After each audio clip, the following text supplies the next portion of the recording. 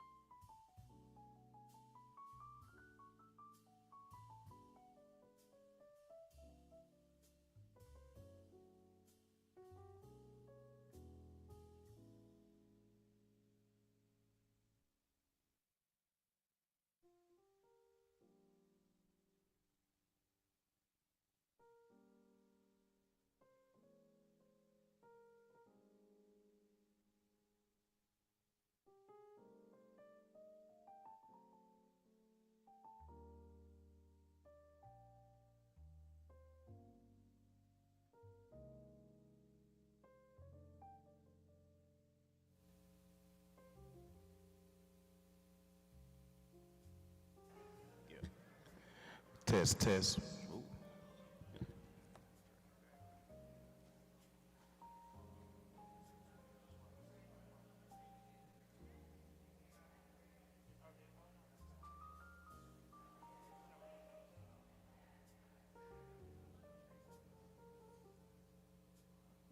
Testing 1, 2, 3. Testing 1, 2, 3.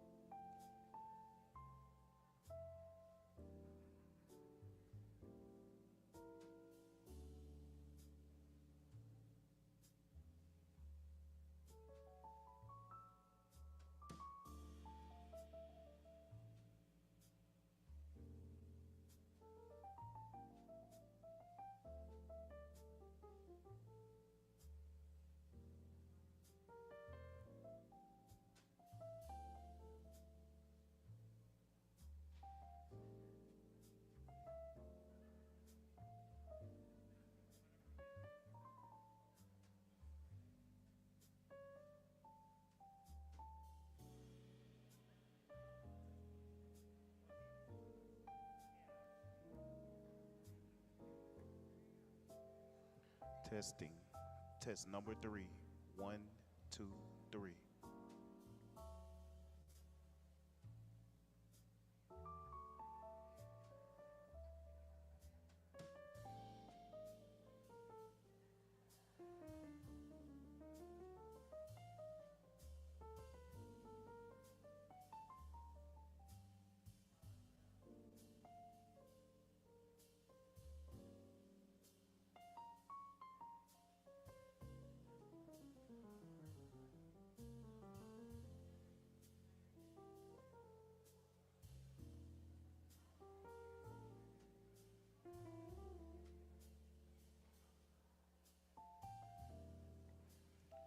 This is a test number 4. Testing number 4.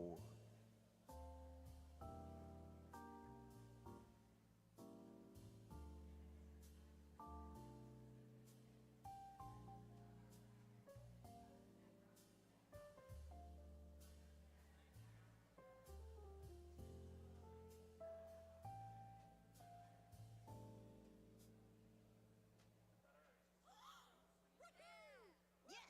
Woo! Oh yeah, oh yeah. If you want gift reactions like these, shop I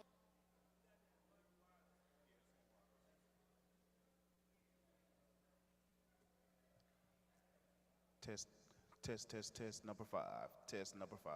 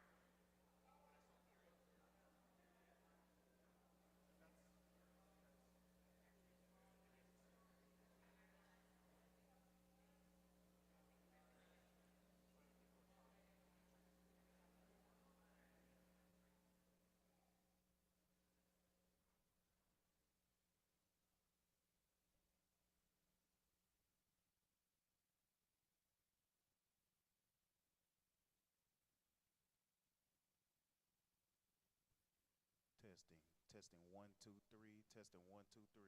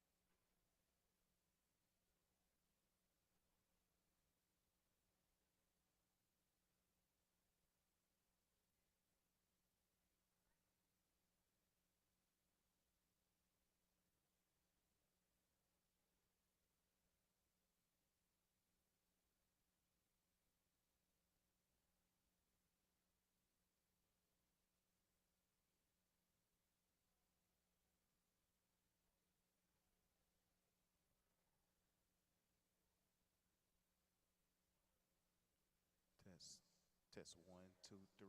Testing 1, 2, 3.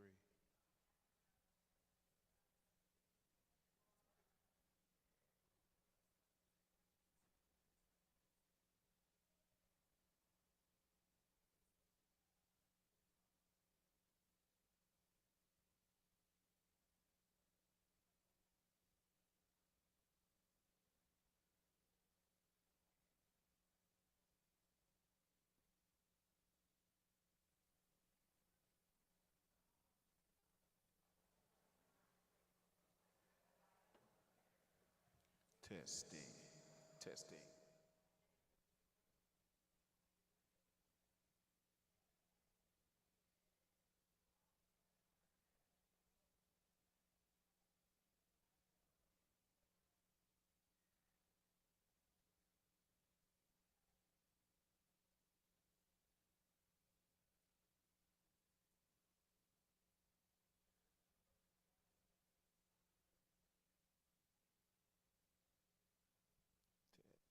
Test. Testing. Testing. One, two, three, four, five.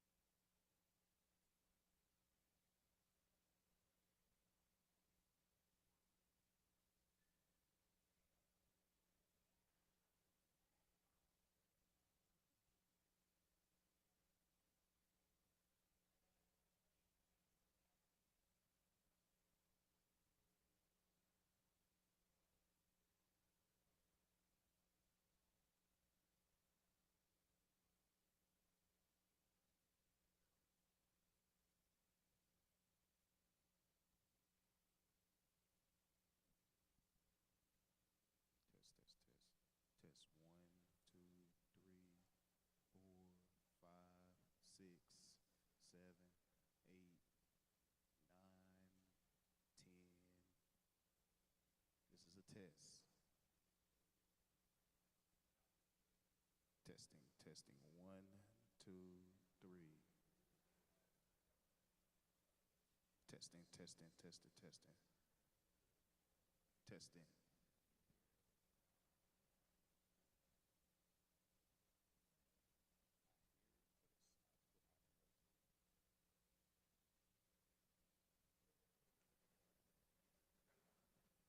Testing.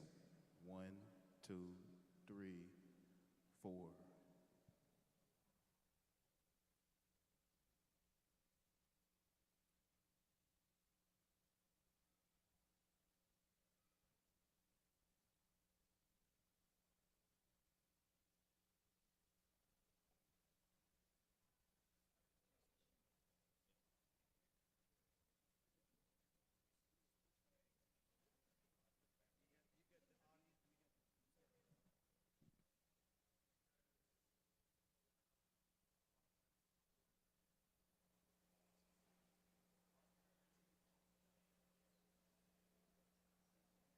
Testing.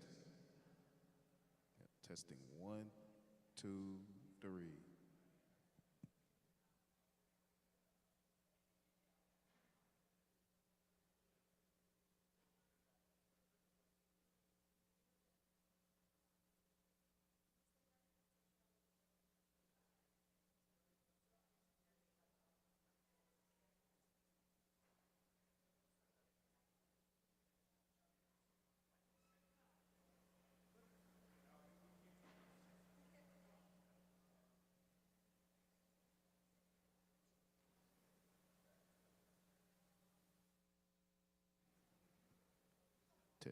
Test. One, two, three.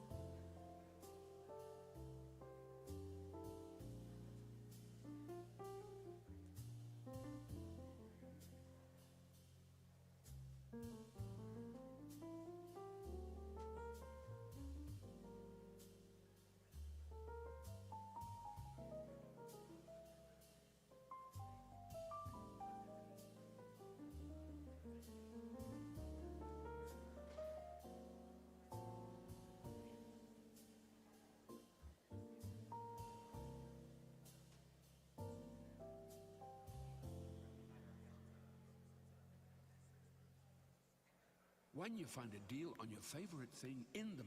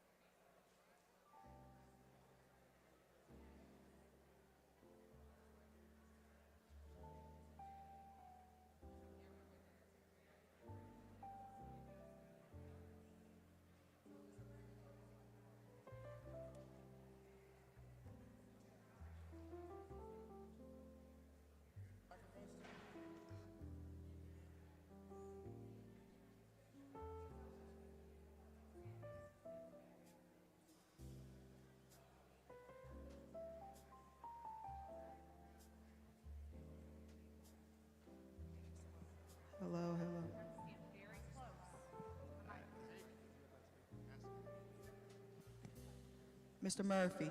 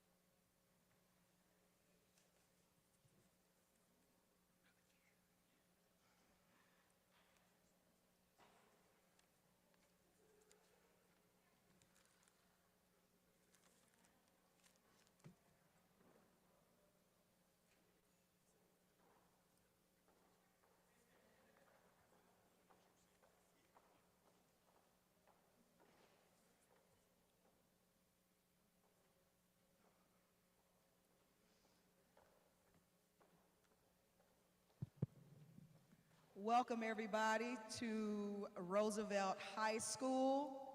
Do we have any alumni in the audience tonight?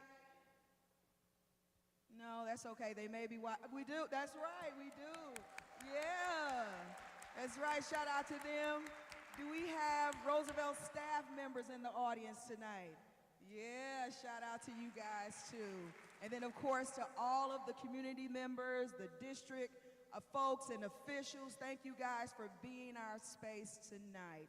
This is a wonderful evening. You're gonna hear so many great things, and again, we love having you. And just a shout out, we will be 100 years in January. Yes, shout out to the Velt. So I'm gonna turn it over to my partner in education who shares space with us, Dr. Moore. Welcome to our shared space. I am Dr. Kelly Moore. I am the director of the Nahi Chapman New American Academy here at Roosevelt. We are a program for newcomer immigrants and refugees. I have several of my students here tonight.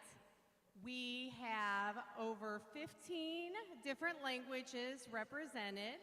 We have 26 countries represented, and we have grown 224% since 2018. We have staff representing 6 countries. 50% of my students are refugees, and they are all amazing representations of what this country can be.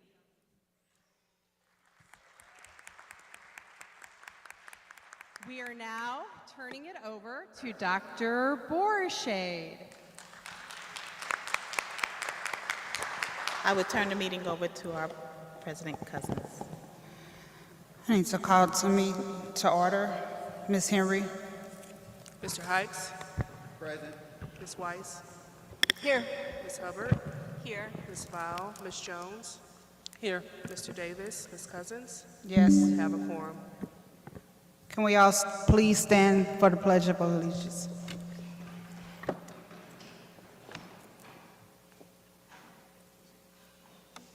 I pledge allegiance to the flag of the United States of America and to the republic for which it stands, one nation, under God, indivisible, for liberty and justice for all.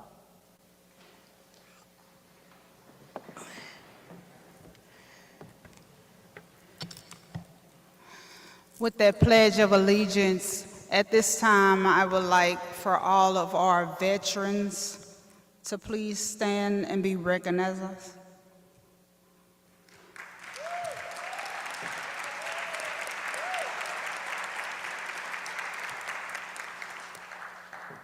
Dr. Borshade, can you please continue to stand?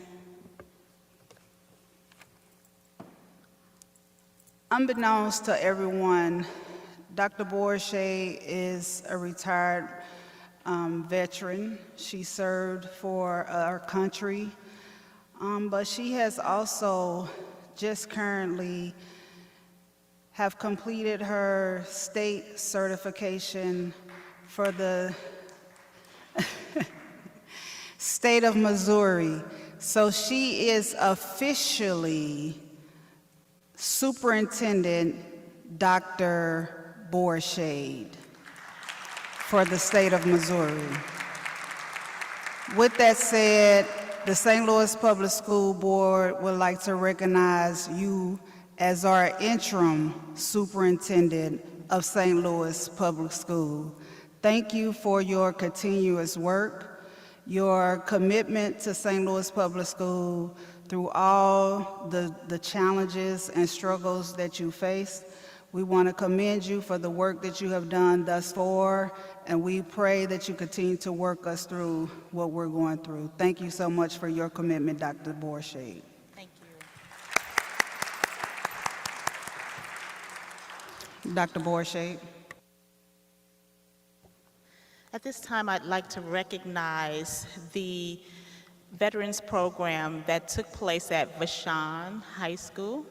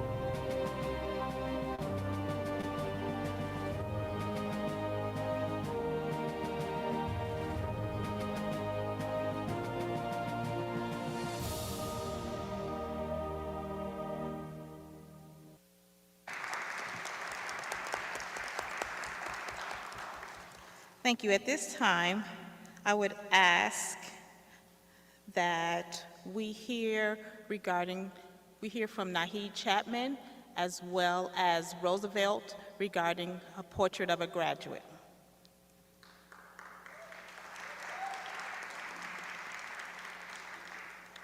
I just want you all to know that we've been working on a portrait of a graduate for quite some time, and our students at Nahid Chapman at Roosevelt are going to share with us what it means to represent a portrait of a graduate, and then you'll hear from our student from Roosevelt, and then I'm going to share one more example from Vashon High School.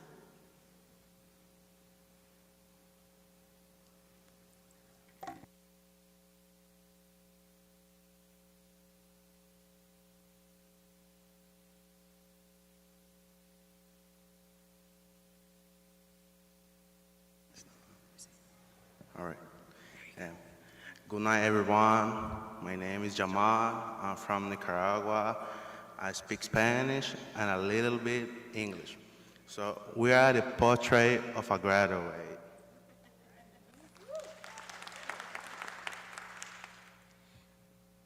My name is Sasha. I'm from Dominican Republic. I'm speak Spanish. Estamos listos para la universidad y las carreras.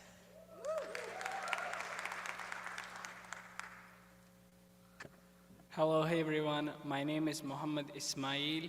I'm from Afghanistan. I speak Pashto. Mungakh palwakas da kaun kiyo. Hello everyone.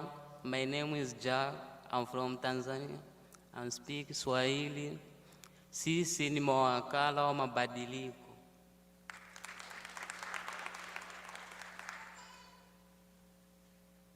Hello everyone, my name is Karen.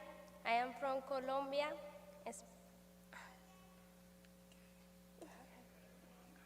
You're fine, come on. My name is... It's okay, you're okay. Right there, it's right there, baby. You want to look at the board? Vamos a cambiar el mundo.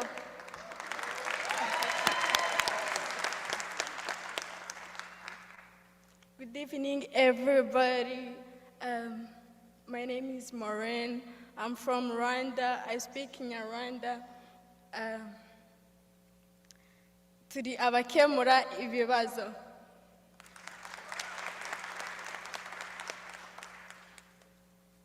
Good evening, everyone. My name is Trang. I come from a beautiful country, Vietnam, and my language is Vietnamese. Chúng tôi là những người giao tiếp, viết và nói với sức mạnh. Thank you so much.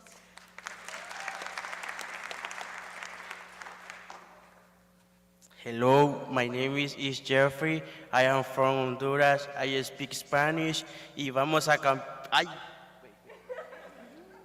y somos competentes y tenemos agallas y resiliencia.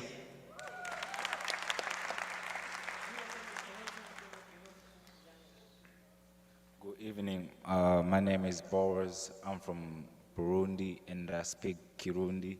Turazi mchwachu neza.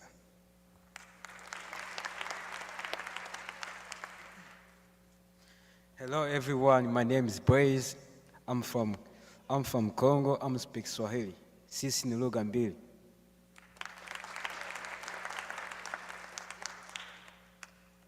Hello everyone, my name is Walid. I'm from Sudan. I speak Arabic. نحن متعاونون نعمل بشكل جيد مع الآخرين.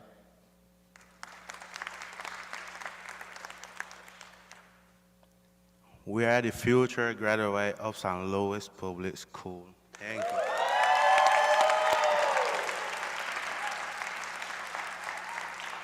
Thank you again, students. So before I introduce one of my favorite human beings in this building, I would be remiss if I didn't give a shout out to Dr. Borachet for all the improvements that you see. And if you went on the tour, you were able to see more, but this is her work. Thank you for caring about our spaces. Thank you. You're welcome, thank you. Okay, so I'm gonna call Wally up. That's what we call him around the building. And as you notice, stand up, Wally. As you notice, he's wearing that beautiful Letterman sweater, and that's because he earned the bag right? And he always earned the bag, so that's good. So come on, Wally. Come on up. Good evening, everyone. Hello, my name is Wally, and I'm a senior at Roosevelt High School. I'm gonna give you guys a little bit information about my background. I born in Afghanistan, and I came here to the United States when I was 15 years old. I'm living with my brother's family now, but my mom and dad is still living in Afghanistan. I started school at Roosevelt when I was freshman. Roosevelt played important roles in shaping my story and the person I am today. Roosevelt provided me the opportunity, and I used every single opportunity to grow my pathway for my goals. Some of my great accomplishments are, I'm gonna tell you guys my accomplishments, that's how Roosevelt made my story. I was in Saturday Scholars Program at Washington University. I had internship in BioSteel as a bioscience student to practice laboratory skills, and I have certification of health and science fair at Washington University. From my point of view, Portrait of Graduate is exposed to diverse and opportunities. A student has access to a variety of choices and experiences in their academic, including their academic pathways, extra activities, and career exploration.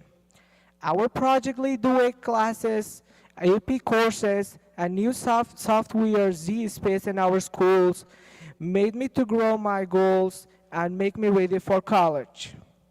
The extra activities such as book club, math club, tutoring club make me to speak effectively and purposefully, and made me write clearly and powerfully.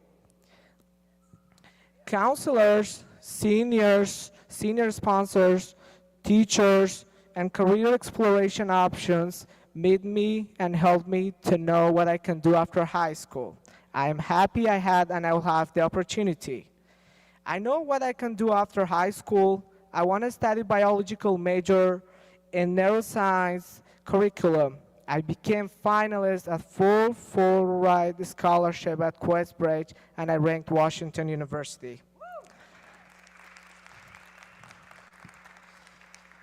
My family, mentors from chemical industries, counselors, senior sponsors, WashU mentors in our school and outside the school helped me to ahead of everything and the role models for others.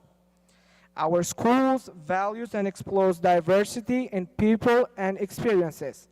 The last things, student council in our school provide me opportunity for me, for other students, to share their thoughts and collaborate with each other to solve some of the school problems.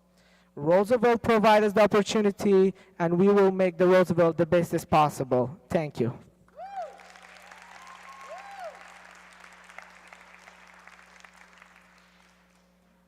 Thank you so much. I have one more scholar to just share information about in terms of Portrait of a Graduate. As if that wasn't enough, we can also celebrate Kiara Burns. Kiara is a senior at Vashon High School, and she shines as a three-point sport athlete in volleyball, soccer, and basketball. She maintains a 3.7 GPA and is a member of the National Honor Society. Kiara's impact goes beyond the classroom and court. She's an assistant teacher at St. Louis Catholic Academy, volunteers at Transformation Christian Church, and works with the Special Needs Soccer Association. Kiara's future is bright. She plans to pursue psychiatry, inspired by her desire to understand trauma. She also loves poetry and writing, with aspirations to become a published author. Kiara credits her mentor and SLPS educator, Ms. Shalonda Williams, and her parents for their support in helping her overcome challenges and embrace her potential. Kiara her parents, and Ms. Williams have joined us tonight. Would you please stand?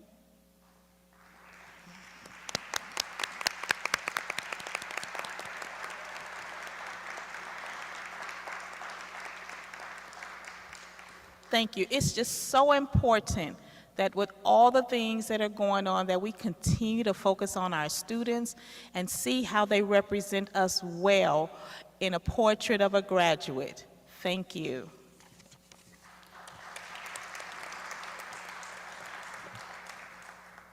Thank you, Dr. Borsche. I want to also add, if you all have noticed, we have taken our board meetings on the move. Normally, we've had our board meetings held at 8:01, but we've strategically wanted to ensure that each board meeting has been held within the buildings that our Prop S dollars have been utilized and spent. And as the principal has presented to everyone, this is just the beginning of what has been done in regards to Prop S dollars. Looking around and seeing the auditorium of Roosevelt, you'll see a presentation later on of what is to come with other buildings that we have. Our last board meeting was held at Sumner High School. There was talks in the past about what was to become of Sumner, but we as a board, as a district, are trying to show the taxpayers that what your dollars was asked to do, we're trying to put them to good use. And Roosevelt is definitely a jewel. Sumner actually is a jewel as well. But all of our schools that hold our students are important, and to not just the students, but to the staff as well. So we wanted to make sure you all understood the impact of your dollars and what we're really trying to do in putting them to work. So I did want to recognize Chief Watson, as well as Navigate, Cordigan Clark, and all those that have been a part of making this possible. This has been a lot of work in the making to put out bids on top of bids and the contractors to get the restrooms done. If you haven't had a chance, I know that there's been a lot of upgrades to the restrooms within this building and other parts of the facilities that have been added to upgrades that's much needed in all of our buildings, but I know Roosevelt was one of the top priorities that we had. So I wanted to make sure everyone knew that. And Chief Watson, if you're here, and if anyone from the Navigate team, Cordigan Clark team, if you are present, could you please stand?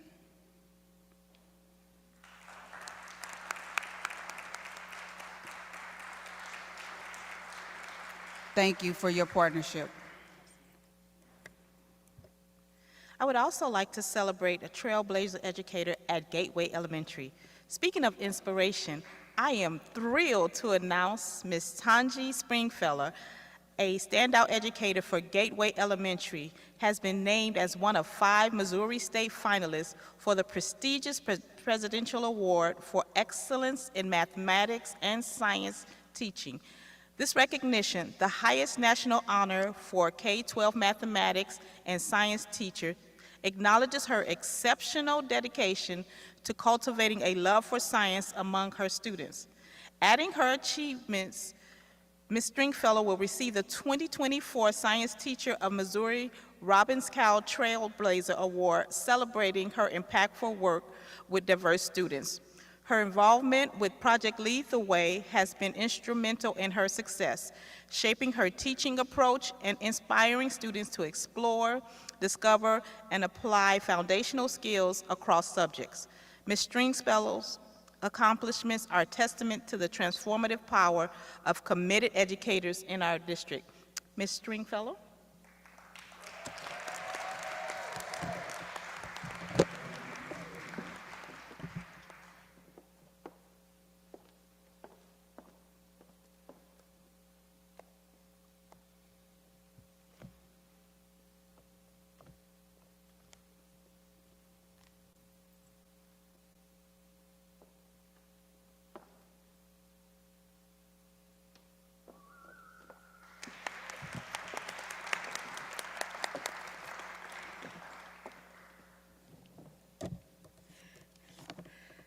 Collegiate High School has been recognized as Platinum School of 2024 AP Honor Roll.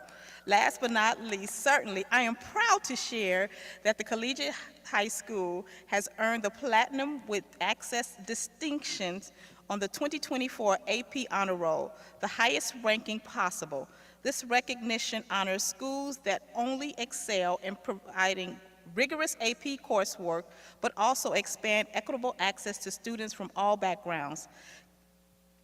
Collegiate has achieved outstanding results, a 99% rating in college culture, 87% in college credit, with 87% of graduating scores of 3 or higher on AP exams, and a 28% college optimization score, well above the necessary threshold for platinum status.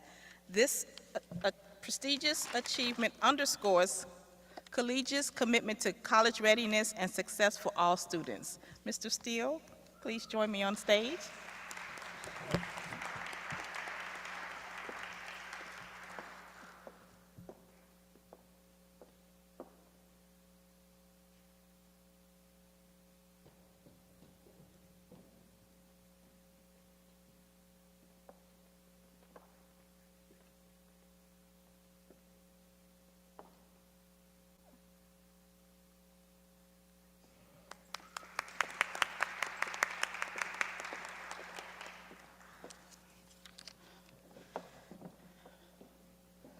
And now we will move into our presentations. At this point, we will begin with our HR updates with Dr. Berry.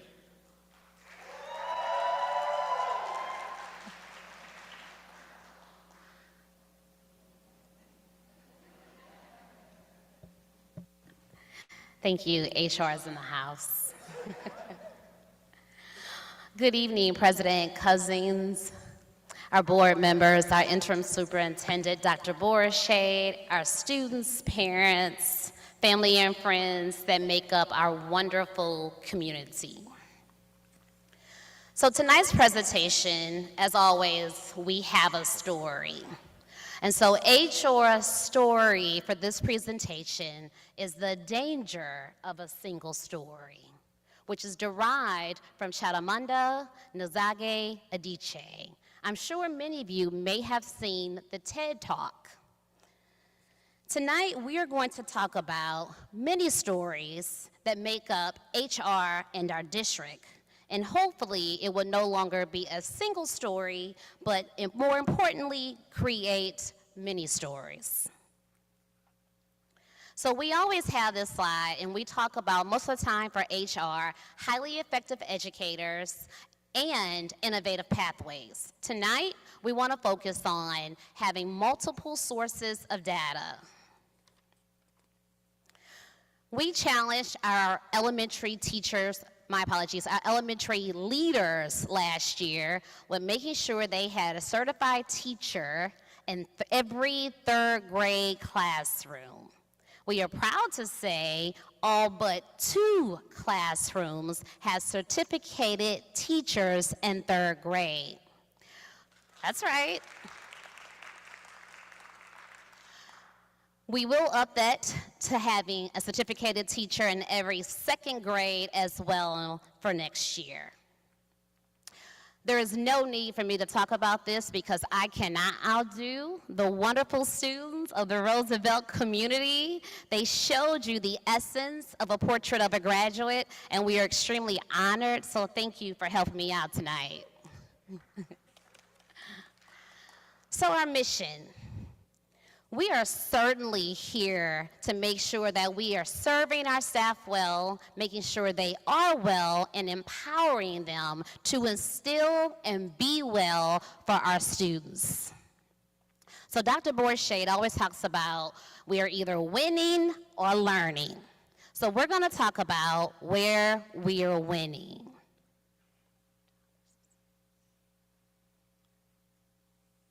All of these stories make me who I am. But to insist on only these negative stories is to flatten my experience and to overlook the many other stories that formed me. The single story creates stereotypes, and the problem with stereotypes is not that they are untrue, but that they are incomplete. They make one story become the only story. So single stories are often incomplete, but sometimes they become so loud it's almost impossible to see anything else. The danger of a single story. So we're going to talk about how we got to some of our stories. So we came to you last year with an update. You may know HR had an audit done in October of 2022. So this is a timeline of where we were and how we got where we are today. So I won't go over each and every slide, but just know the Council of Great City Schools, which is comprised of 78 large school districts around the country. With this, they are also looking at how we are helping our urban students in large school districts. They visited us in October of 2022. They brought a team comprised of executives from human resources and business executives. When they came, they talked to principals, they talked to department heads, and they got a glimpse of what was happening. We also had to provide and upload various documents. From there, we then took the recommendations, which we'll get into. We created KPIs. We had to present an update to the board in April of 2023. And from there, we then created a succession plan, a timeline, and worked with various departments and how we are going to tackle what they said we needed to do. And we'll talk about that in the next couple of slides. So the first part, these are the things that we are winning in according to the audit in 2022. Our employee relations was great. That ILA program that we have, our relationships with our unions, and our various pathways that we have to certification. But some of the things they said that we need to learn in, they broke it down into 4 areas: leadership and management, organization, and operations. So you'll see on here they talked about workloads. Staff stated they didn't know who to call. The organization was siloed. They also talked about there was no understanding of salaries. Everything was happening manually, and there was a need for an ERP system. So from there, they gathered 13 recommendations. But in this 55-page document, of course, there were sub-recommendations under each of the 13 recommendations. They also stated that in this plan, it was going to be a 5-year plan that we would be able to reach all of these recommendations, right? So we started last year starting on this plan, and I am proud to say that we're going to show you that we have conquered 10 of the 13. That's right, I see HR. Some of the ones we really focused on, having a laser focus on customer service, shifting from transactional, our ongoing salary analysis, cross-training, and then I know this may be hard to hear, but there was a recommendation for potential school closures. Out of the 3 that we have not touched, 2 of those is not just on HR. It's going to take a community for us to get there, and we're so excited because we're working on that approach. So these are just some of the things that we talked about that we are winning in. Some of those 10 that we said, yes, we are conquering them, we are mastering them. We're extremely excited. We have the ERP system that's being implemented. We are now looking to outsource various things like verification, FMLA. We also just finished a staffing season. I know some of our leaders in here, hopefully you're not too upset, but we really need to talk about what it looks like for staffing allocations, because that was one of the recommendations for the Council of Great City Schools. We've implemented principal focus groups, as well as the bottlenecks with Nimble. We meet frequently to discuss how we can conquer this and make this more streamlined for our applicants. Places where we are learning. We have KPIs developed, but we need to make sure that we are implement them into what we're doing daily. We have our monthly staff meetings within our own department, but we are also looking at how can we have these same meetings with various departments. We meet monthly with finance, but it's our hope to have monthly meetings with every department. We are refining standard operation procedures. And it is our hope to have a metric dashboard that everyone can see when they go to our website. All right, the data. This is what we were talking about, what we were focusing on for this presentation. You will see in 23-24, we hired 223 teachers. While we know we are looking to hire more, that was a higher number than in the previous year. Currently, we are already at 128. If you're looking at the separations, we ask, thank you teachers for staying with us and supporting us. You will see at the end of last year, we had 37 less resignations than we did in 22 and 23. You'll also see the total number of separations for the 23-24 school year was about 49 less than the prior year. When we are looking at vacancies, we started the school year with 12 less vacancies than we did it in the 23-24 school year. You will see that our vacancies are slightly higher, but we do have more teacher allocations. So the number of certificated teachers that we have, currently 175, which is more than what we had for the entire 23-24 school year. You will see that our non-certificated number is lower. However, most of those have become ILAs or are now in programs to become certificated teachers. Along with many of them stay with us, so there was not a need to hire over the 809. Right now, we do have a total in the site-based and non-certificated staff members. We hired about 431. When I mentioned earlier that we have more allocations, if you look this year, we have about 1,669 teacher allocations versus roughly over 1,500 for last year. These are just department vacancies. We are also working with our central office. We previously have not showed this. I want to thank Dr. Borsche to making sure that we are being transparent and we are working actively to fill these vacancies. Again, these are our ILAs. We have 281 with 5 in progress, and we are extremely proud to say that we have over 70 that are in our current programs, our pathways. In addition to, there are about another 100 that are interested in joining our pathways.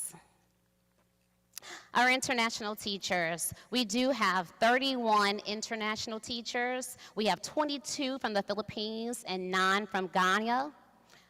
We are extremely excited. They have between 5 and 30 years of teaching experience.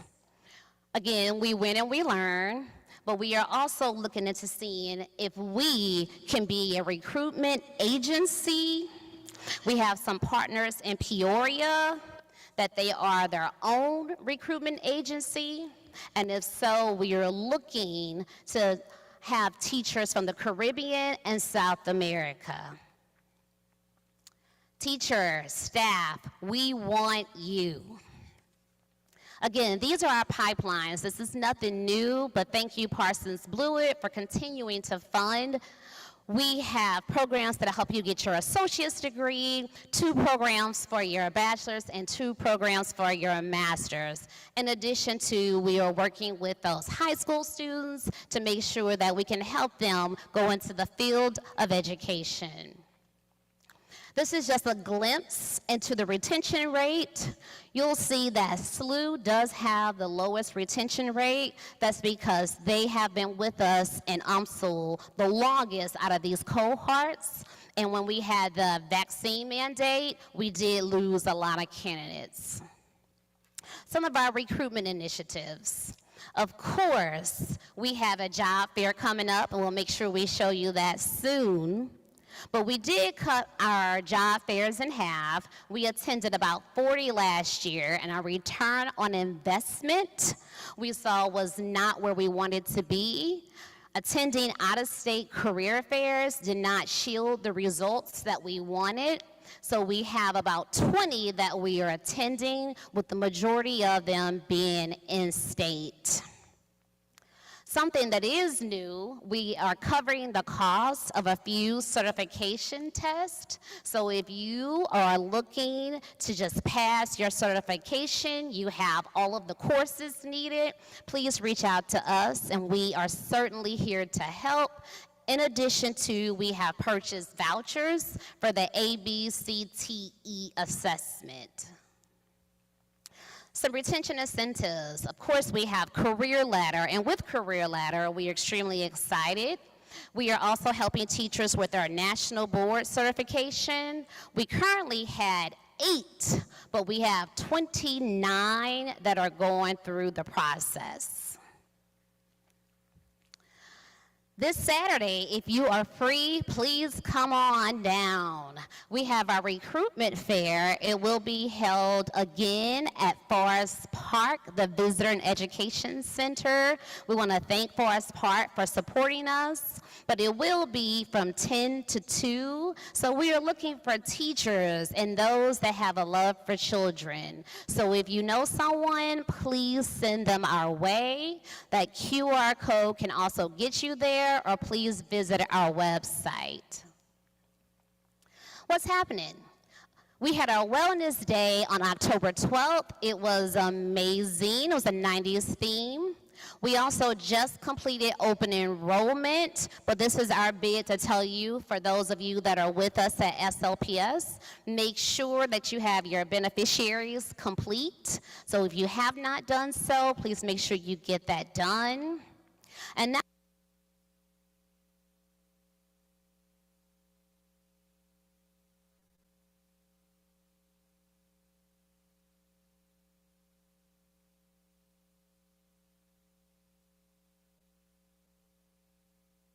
school, thank you. And she's talking about this is much better, talking about the various benefits that SLPS has to offer.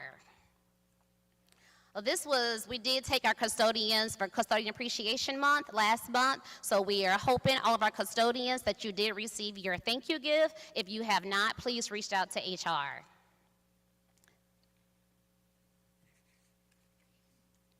Many stories. Stories matter. Many stories matter. Stories have been used to dispossess and to malign, but stories can also be used to empower and to humanize. Stories can break the dignity of a people, but stories can also repair that broken dignity. Yes, so all of the stories make us who we are. And we are hoping that you will take the stories about the wins and the learns that we have in HR to add to your narrative to make a complete story. Many stories. I just wanted to take a moment to express my heartfelt appreciation for everything you do for our school community. Your leadership has made such a positive impact on all of us. The way you support both students and staff, and the passion you bring to work each and every day truly inspires us to do more, learn more, and become more. Thank you for always creating a positive environment in which everyone feels encouraged to grow. Wishing you all the best, and I hope you know how very much you are appreciated. Thank you for all you do. Thank you. To principals for everything that you do. We appreciate you. Happy Principal Appreciation Month. Thank you, principals, for all you do. Thank you. I know this work is hard. Thank you. Thank you, and goodbye for now. Thank you. Yes, I know. We didn't get a chance to tell our leaders last month, how much we appreciate them. So thank you, leaders. And board, thank you for allowing us to present tonight.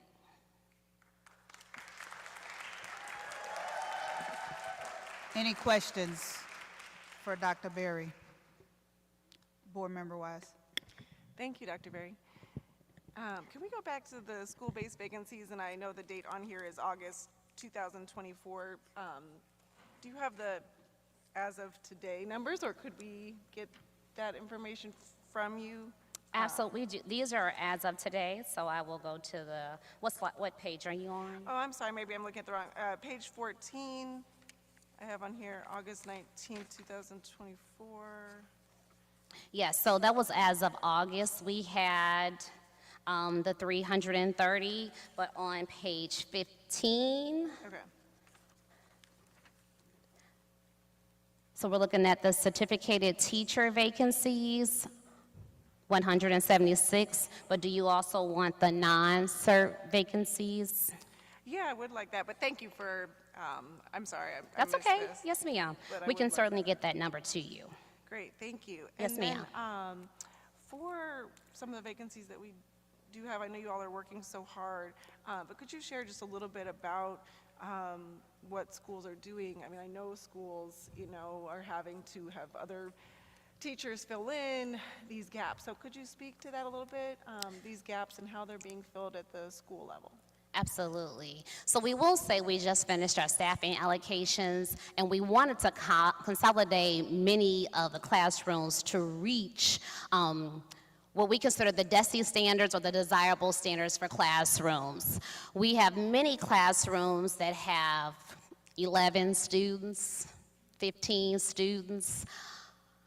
When we talk about consolidating classrooms or schools, when we have those hard conversations, we are able to have more certificated staff in classes. But I can tell you, besides the IELAs, you do have some teachers that will have to hold classrooms. We are getting less phone calls in HR for that.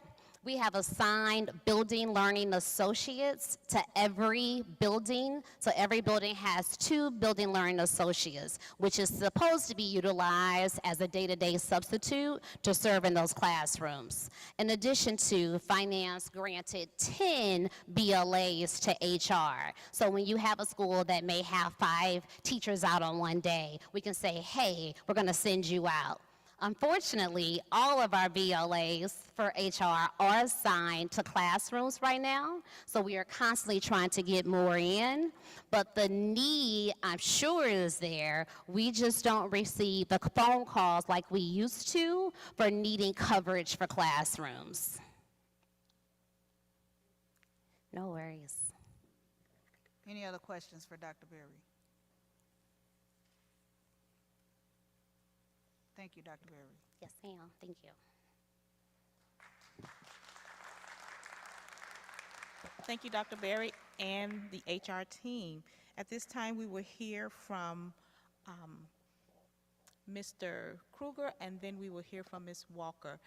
When you hear from Mr. Kruger, we are learning about the Tyler system that is going to be replaced by Focus, and the team has been working diligently to make sure that our implementation, or to make sure that we are ready for our implementation by May 2025.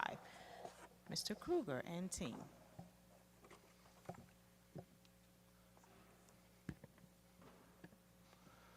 Good evening, everyone. I'm joined by my colleague, Mr. Matthew Hack, with the district's pupil accounting department. Mr. Hack's been very instrumental in helping out with this project as we go forward.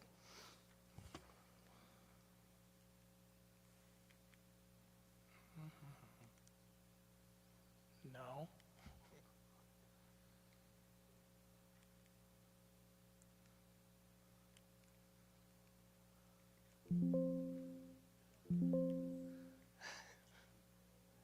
Okay.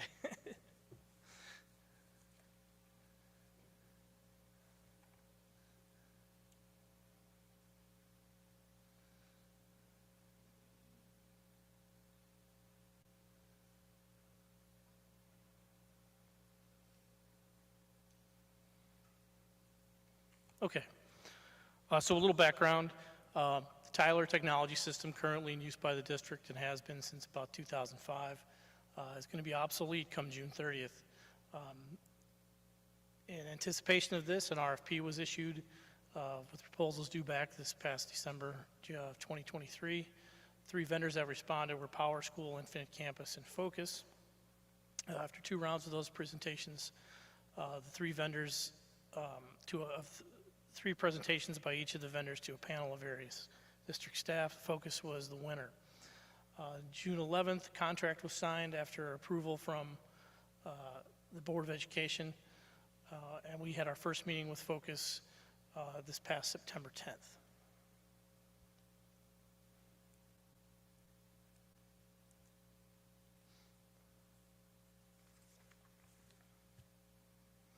At the September 10th meeting, we met with myself, Stacy Woolfolk, and the Focus Project Manager, Ms. Rebecca Musselman. Purposes of that initial meeting included to establish the project charter, to set up a stakeholder register, set up an engagement plan, the scope of the project, the change of the configuration management, set up the quality control, project management plan and data migration plan, which is a pretty big job. Those weekly Tuesday meetings are ongoing between project managers and the district implementation staff, as well as other weekly Wednesday meetings with the key stakeholders who initiated into the project.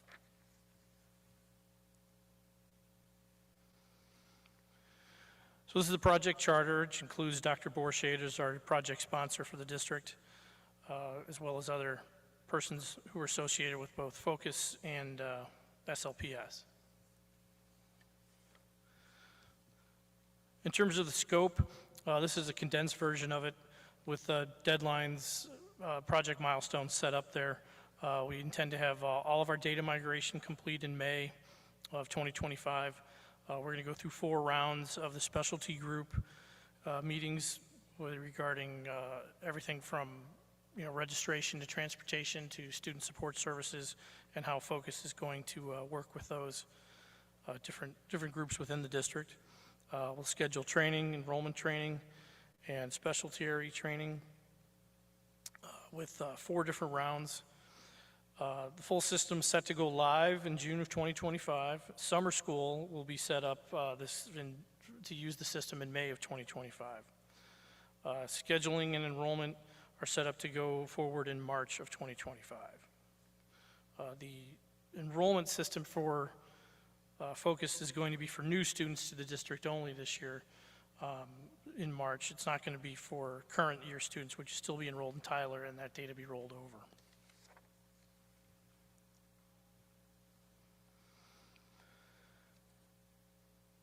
So we had to register the stakeholders as to who would be the people from different offices and entities within the district.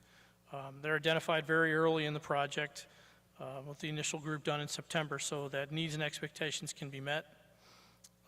These stakeholders are identified regularly to analyze and document relevant information regarding their interests, involvement, interdependencies, influence, and potential impact on the implementation project success. These stakeholders have been determined based upon SLPS staff currently leading those different departments. If we need to, we can, we're going to be adding different stakeholders as necessary. Had a conversation with Dr. Letitia Smith today, that she's very interested in taking more part in some of the registration and enrollment parts.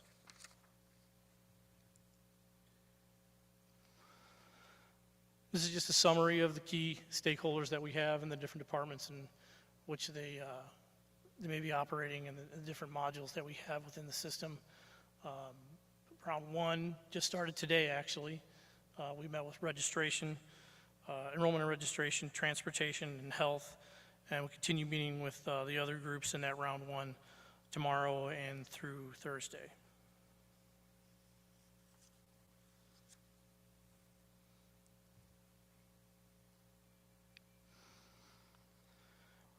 The engagement plan we have with the stakeholders describes the approach to ensure that those expectations and project progress information is delivered to the right stakeholders at the right time using the appropriate management format to the right stakeholder group.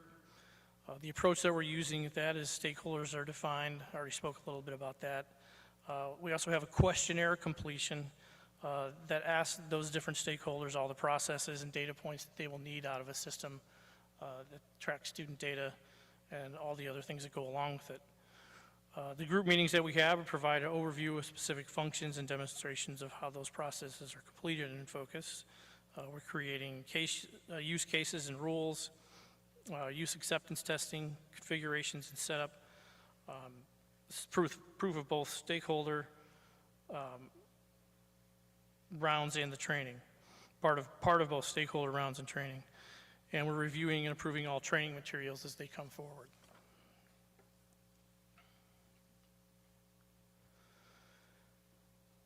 Project scope management is the features and functions that characterize this product, service, and their results. The management plan is the component of the project management plan that describes how the scope will be defined, developed, monitored, controlled, and validated. The high-level scope was described a little earlier. Those key stakeholder groups are defined through those questionnaires, as I mentioned, defining use cases, generating gap analysis, which is essentially talking about what we might have missed, and determining the setup. Setup also needs to include some aspects of the district website so we can direct people appropriately when they're trying to register online for their students to attend the schools in the district.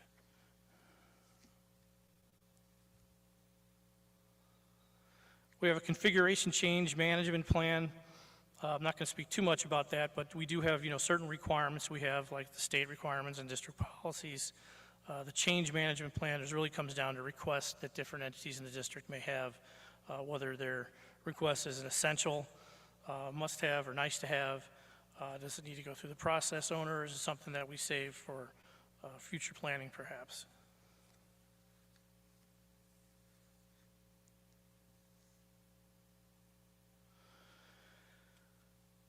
Quality management plan is a component of the project describing how the applicable policies, procedures, and guidelines will be implemented to achieve the quality objectives. Simple things like making sure that our fields are spelled correctly, that the order of the field and the options and naming conventions. One example of that is Focus has nickname, and we would like to change that to preferred name, which has already been done for us individual students. No fails doing user acceptance testing, basically making sure the system works, whether reporting is available and pulls out what it needs. When you click here, it takes you to the right place there, and so forth. There's a lot more to quality control, but it essentially applies to the system build, making sure fields are appropriately labeled and so forth.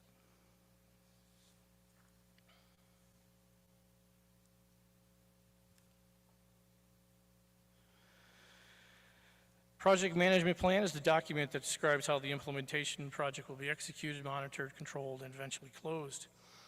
Some items of note to that are changes to the project and authorization, as we have a project sponsor, Dr. Borshade. The tools and techniques that we're using, typically Focus uses Google Drive, but we've gotten them to use Microsoft Teams, as that we're a Microsoft shop. The Smartsheet project tool tracks all the projects. It's very detailed and very helpful to see where things are.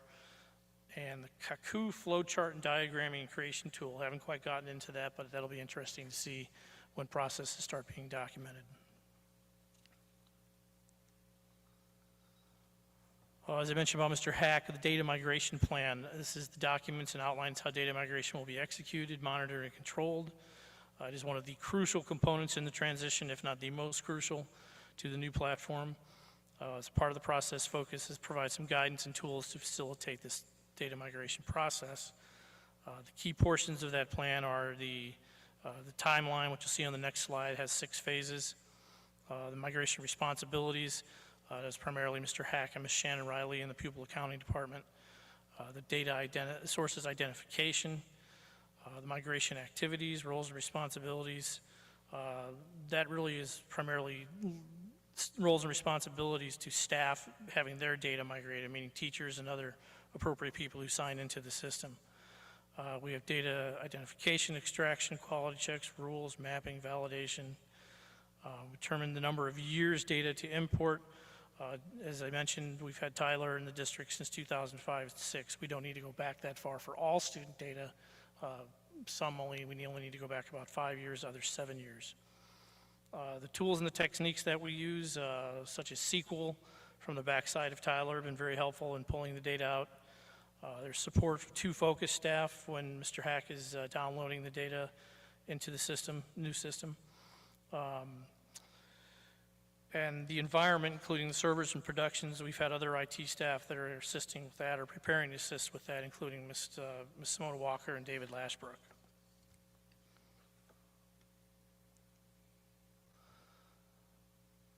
So as I mentioned, there's a data migration plan timeline with 6 phases.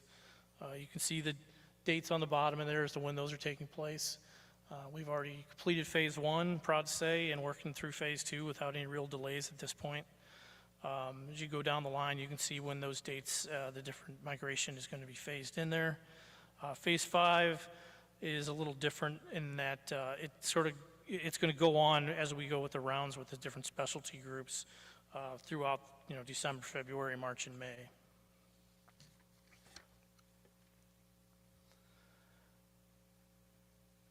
This last slide here is just a high-level project overview from the last month.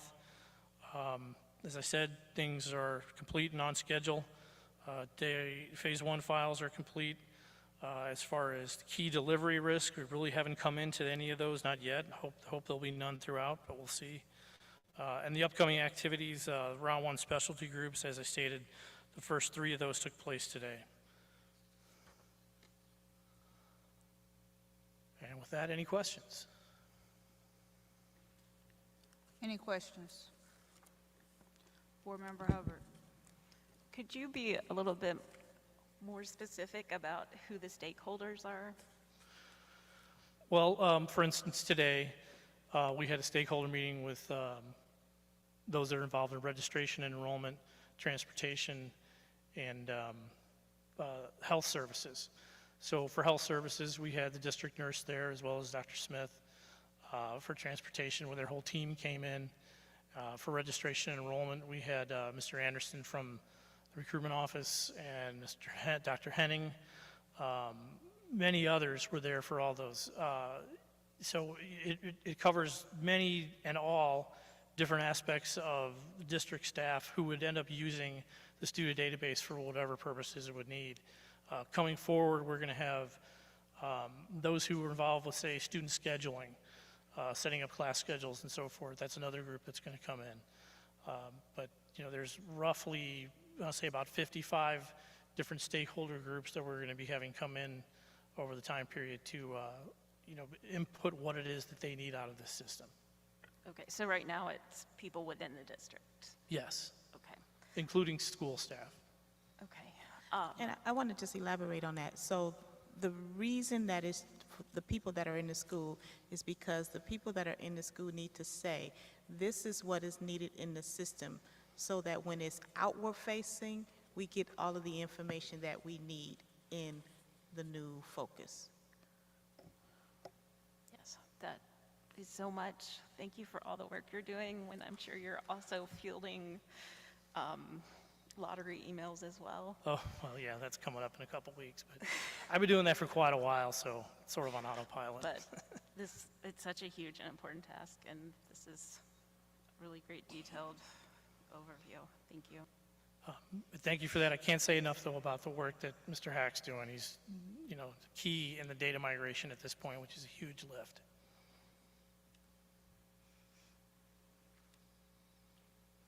Secretary Jones. I wanted to ask you, how long have we been using this old data system?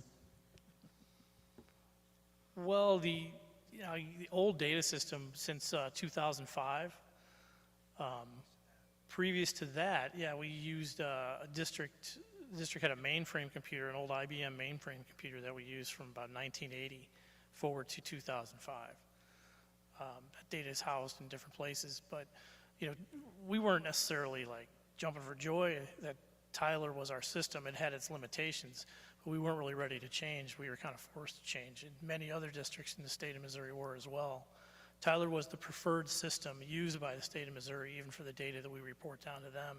So everybody's having to change at this point. There's other districts nearby, Fort Zumwalt, Wentzville, Riverview Gardens, they're all going over to Focus too, and those implementations have seemed to be going pretty well for those districts and the persons that we've talked to. So I guess my question is, this new system will allow you to access historical data now? Because in the past, it seems as if when I would ask a question, maybe 10, 15 years ago, that the data wasn't there anymore. So how would storage of the data happen now? It should still all be in there. There are some points of student data that, per board policy, we really don't keep after a certain amount of time. Others that we're required to keep in perpetuity, things like transcripts, health records, and so forth. But yeah, all the data is going to be in the system. It's going to be on district servers.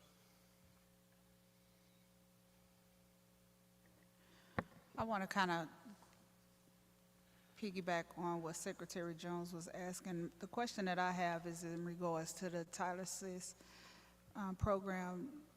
You all didn't really use it to the best of its ability. A lot of the programs and services that it actually offered, the district wasn't really using it. Is that safe to say? I would agree with that to a point, yeah. So does that, does the features that Tyler Sis have, does Focus have that and some? Well, yeah. I mean, as I mentioned about the magnet thing, there's a choice module within Focus that allows parents to apply for specific schools like we would through the magnet program that's integrated fully within Focus. Whereas now, Tyler doesn't have that available for us. So there's two different systems that are in place. So now we'll be able to merge those and the efficiencies associated with that just, by being able to, a person can apply, say an ID file is created for that student, and then once they're assigned to accepted or assigned to a school, we just make the assignment.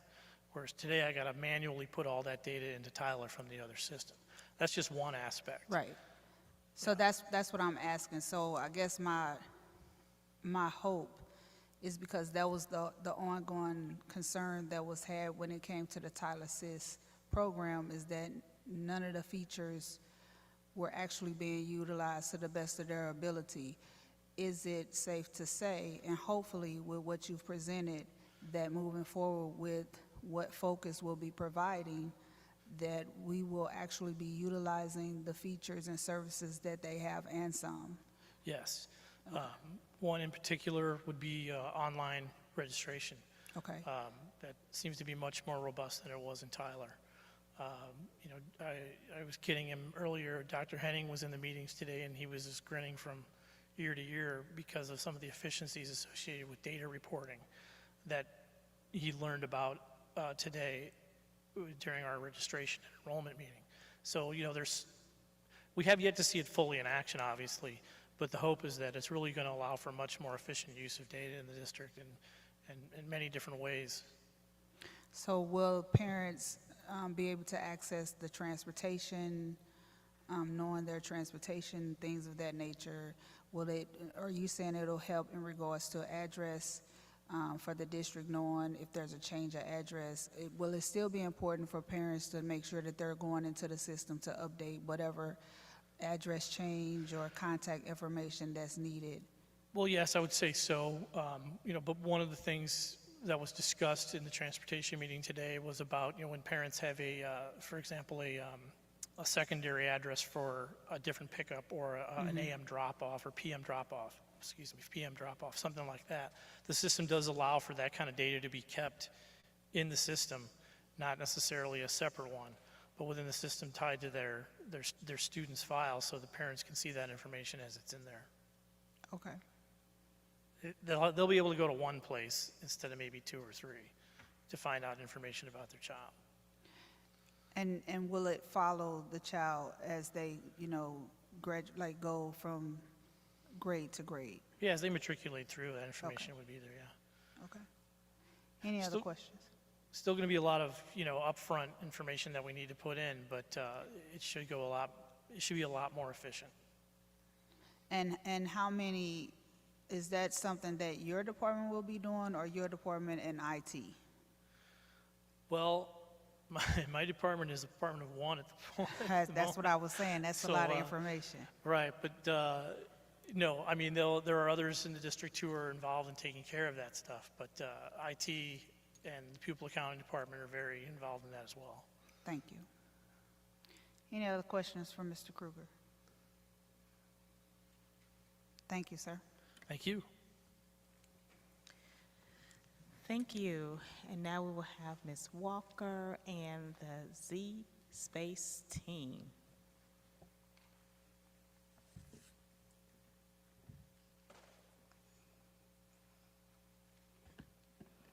I just want to remind the board that you all had an opportunity to see this in action, Zspace in action, in March of 2024.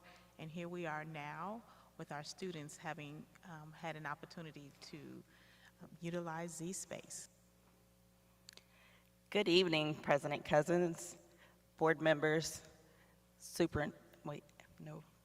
Interim Superintendent Dr. Vorshade, and the listening audience. Today we're going to talk about the Zspace and the Zspace update. So our SLPS strategic values: joyful and engaged students, personalized supports and innovative pathways, and then preparing them for college and career ready. Our student success goals: college and career readiness, and the portrait of a graduate. So in this slide, we see where we are, the devices and the hardware. This is the setup at Gateway STEM High School, Central VPA, Sumner, Griscom. These are our teachers. They're engaged in professional development. These are some of their objectives that they have learned over the past few months. And some quotes from our teachers. Zspace is a great supplemental tool to enhance teaching and learning by providing review, repetition, drill, and practice for science instruction and labs. This helps with motivating students in learning content that at times can be boring to learn.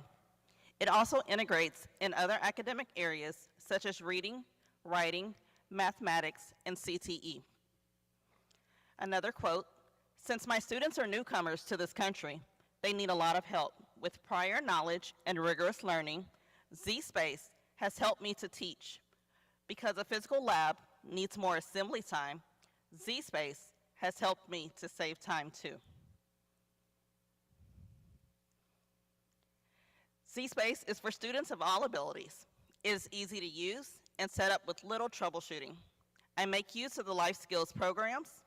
It is nice to have this on top of the living skill instruction they already receive. It helps the students internalize what they are learning in other classes. I would recommend this to anyone. Zspace is awesome. My students are excited at every opportunity to use them, expressing numerous times throughout lessons that they would like more opportunities to utilize them. Many of my students are non-traditional learners or students who have, for whatever reason, chosen other paths. With Zspace, they are actively interested and engaged in learning. So on this slide is what the students see when they turn on the Zspace laptops. He's excited. He's learning.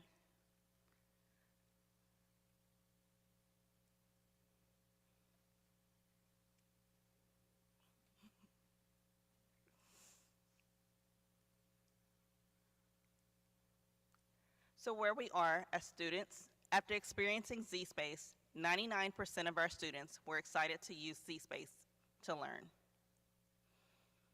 At this time, I would like to introduce Taylor Gardner and Demaya Johnson from McKinley High School, Ms. Plyler's class, and they will be talking about what they learned in chemistry. Good evening. I'm Taylor Gardner. Good evening. I attend McKinley High School, and I am a junior currently taking chemistry.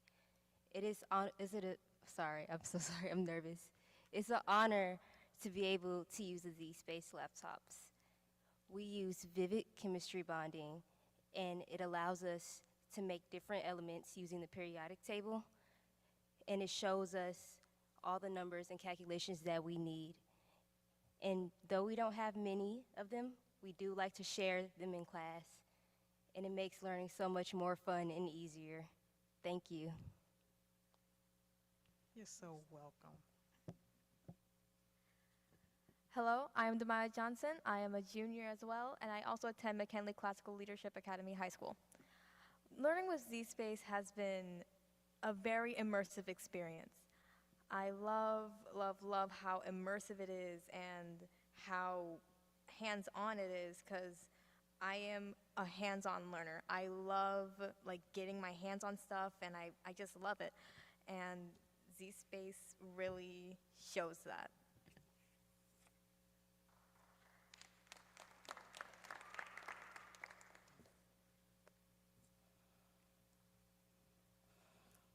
Thank you, Demaya and Taylor.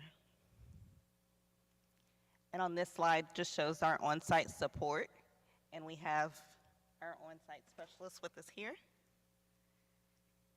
Any questions? Board Member Wise. Thank you. Thank you for the presentation. And I love the pictures and the videos and the testimonials, but I'm wondering what the baseline data looks like. I didn't see really any data here. Also wondering where the 99% is coming from, and then how will data be tracked moving forward? So what's our baseline data, and how do we track that data moving forward to see how students are really actually doing after using Zspace, and to really evaluate the effectiveness of this program that, quite honestly, we spend a lot of money on? So that is a question that I cannot answer at the moment. We should be able to share some feedback after our STEM fair.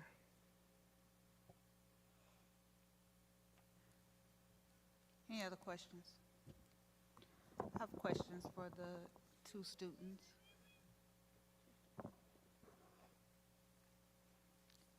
Is Demaya? And give me the other. Taylor. Taylor, okay. Thank you. Can you all just tell me the difference between where you were sophomores last year and you didn't have Zspace, correct? Yes, ma'am. And now you have Zspace. So what's different from when you were doing classes last year as opposed to what you're doing this year with Zspace? I think this year with Zspace, I think like last year we dreaded going to Miss Plyler's class.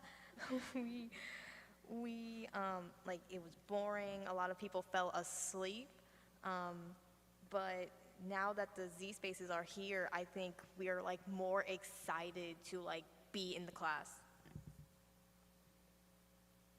I can agree with Demaya. Also, the Zspace makes everything so much easier to learn. Last year we had to like remember everything in our head, but the Zspace just really gives everything to us. So does it give you I think you both are going into biology, or what are you looking career-wise? Have you identified your career path? Not yet. Neither one? But does it make you enjoy science a little more? Absolutely. I have always loved science, and having the Zspace laptops make it love it even more. I'm sorry, I couldn't hear you. Could you speak up just a little bit? I've always loved science, and having the Zspace laptops makes me love it even more. Okay. Okay.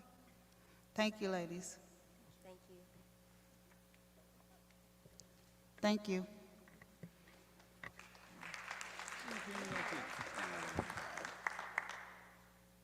Thank you. And now we will hear from operations. Mr. Watson is going to start us off with a transportation update, and then we will hear from Cordigan Clark.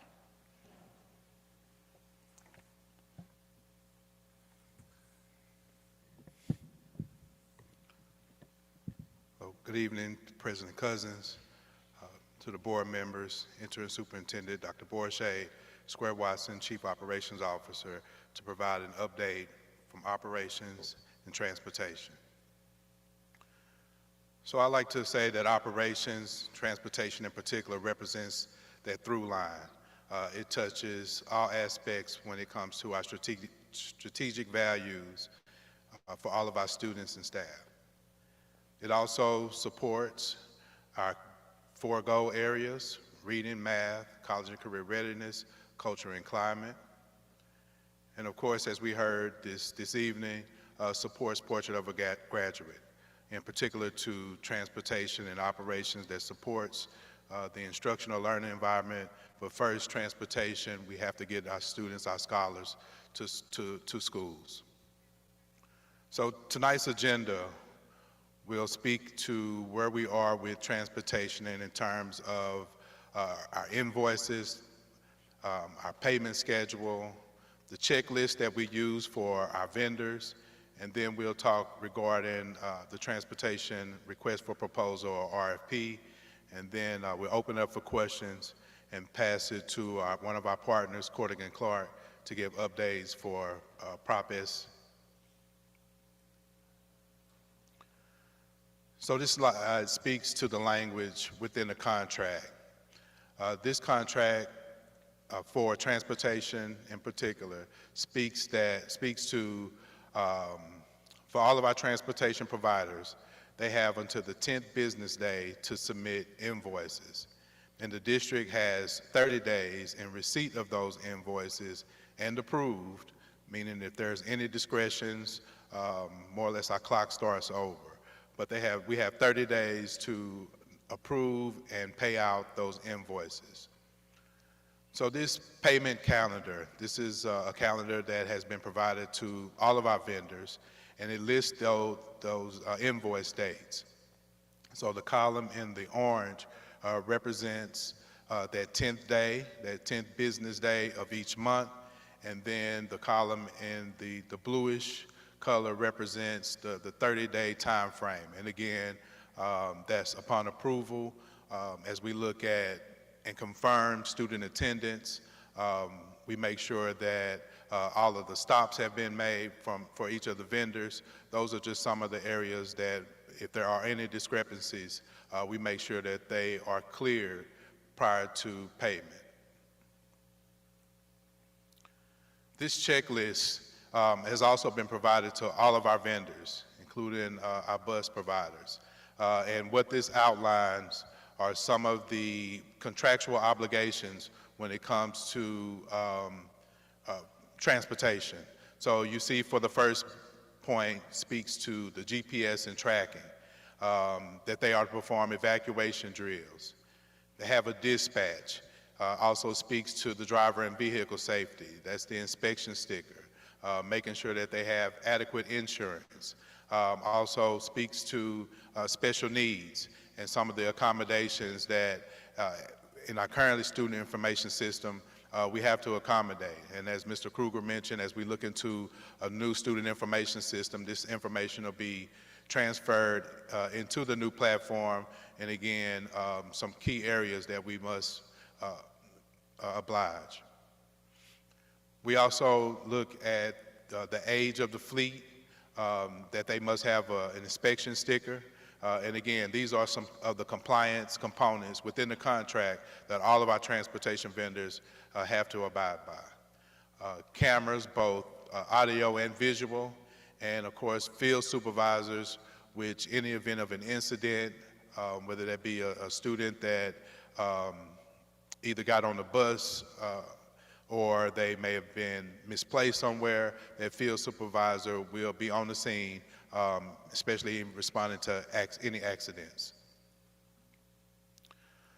So as we're looking forward to reviving and because this year, for our transportation, it was more or less what we call just a rush job, a pass job. Just kind of backing up, as Dr. Berry mentioned in regards to the Council of Greater City Schools report. We also had a report from the Council of Greater City Schools over our transportation department. This year we have the time frame to actually have a request for proposal, or RFP, and the next slide, or this slide in particular, speaks to those timelines and our schedule. So we're looking to release the RFP for transportation this Friday, and then you will see some of the other corresponding dates. The proposals will be due December 16th, and we're looking to bring our recommendations to the board as early as February 11, 2025. And at that point in time, afterwards, and after we have negotiations, any contracts, we firm in our costs, and we bring those recommendations to the board. The firm or the companies, and want to be clear that we are looking for bus providers. So this particular RFP will mainly support our buses, and you'll see the other items that, in terms of timeline, that we will be pursuing. So the practice and dry runs, again, those are the components as we approach the start of school for next year. But we also will have some of those items that you saw in the checklist, those compliance items, they will be inspected prior to the start of school. So next steps, again, the RFP will be posted this Friday. We're having a follow-up meeting with our alternative transportation vendors on December the 23rd. We met with the alternative transportation vendors in October, and we like to have these current and frequent updates just to get feedback from all of our vendors. The facility master plan, and you'll hear more about the facility master plan, but just an overview, we have provided, or Cordick & Clark, the architectural firm, has provided, just in terms of process, the facility condition assessment. We also engaged with a demographer, and that way we'll be looking for population trends, looking for school-aged children in some pockets within the city. The facility master plan will also involve the community. So one of the other components within the facility master plan is community engagement. And this will support the citywide plan, what I like to call citywide plan 2.0, because that laid the foundation for how we could reimagine not only how we educate our scholars, our students within the St. Louis City, but just also just citywide. And one of the bigger items that we're anticipating are electric buses. We're working with Highland Electric, identifying a location so that we'll be able to support the infrastructure for electric buses. One of the areas that I also failed to mention when we about the RFP in this process, we did engage. We had a transportation task force on October the 28th, and within that transportation task force, we engaged with our special education department, student in transition, English language learners, principals, parent action committee, human resource. We had, I believe, a total of 41 attendees to help us with this process. And the goal for this process, when we help, and this is in terms of developing this RFP, is to get feedback from all of our partners, our stakeholders, those that transportation affects or impact. And again, it's that through line, which with the input and considerations, we have a tighter, more thorough RFP that we're looking, once it's posted on November 15th, looking for a great response and feedback in regards to all of the input and the considerations for this particular RFP. And at this time, I'll open up for any questions regarding transportation. I just have a quick question. I mean, I know you all like working hard, but December the 23rd? Because I won't be here December 23rd. You gonna be here December 23rd, Chief Watson? So, yes, we will be here on December 23rd. So that's the time generally, you know, with operations, when the students are actually out of school, this is our time and opportunity to actually improve our facilities. So as you mentioned, President Cousins, like what you see here at Roosevelt and some of our Prop S projects, that's when we'll continue to do the good work. Any other questions for Chief Watson? Board Member Hubbard. I don't know if this should go with Cordick and Clark or you related it to transportation, but the facilities master plan and the demographics, is there like a document of that that we could have? So we'll follow up with Dr. Borchardt and give you that information. I know Dr. Borchardt has been reviewing a lot of that information, so Thanks. Thank you. I just want to also mention, I also shared information in our principals meeting earlier today that we're looking at the citywide blueprint, and there is not a 2.0. There are recommendations from the citywide blueprint. So I don't want anybody thinking they missed their opportunity to be a part of the 2.0. There are recommendations that come from the 1.0 citywide blueprint, right, Mr. Watson? that is correct. Thank you for that clarification. Board Member Wise? Thank you. Just one question, Mr. Watson. Maybe this might have been on a previous version of what we received, but I remember seeing the amount that's been paid out so far to our transportation vendors. Could we get that information? How much has been actually paid out for these invoices thus far? Yes, and thus far, I mean, we've paid out approximately about $4.8 million, but I will provide that information to Dr. Borchardt, where you'll see each individual vendor or transportation provider and what we paid out today. Thank you so much.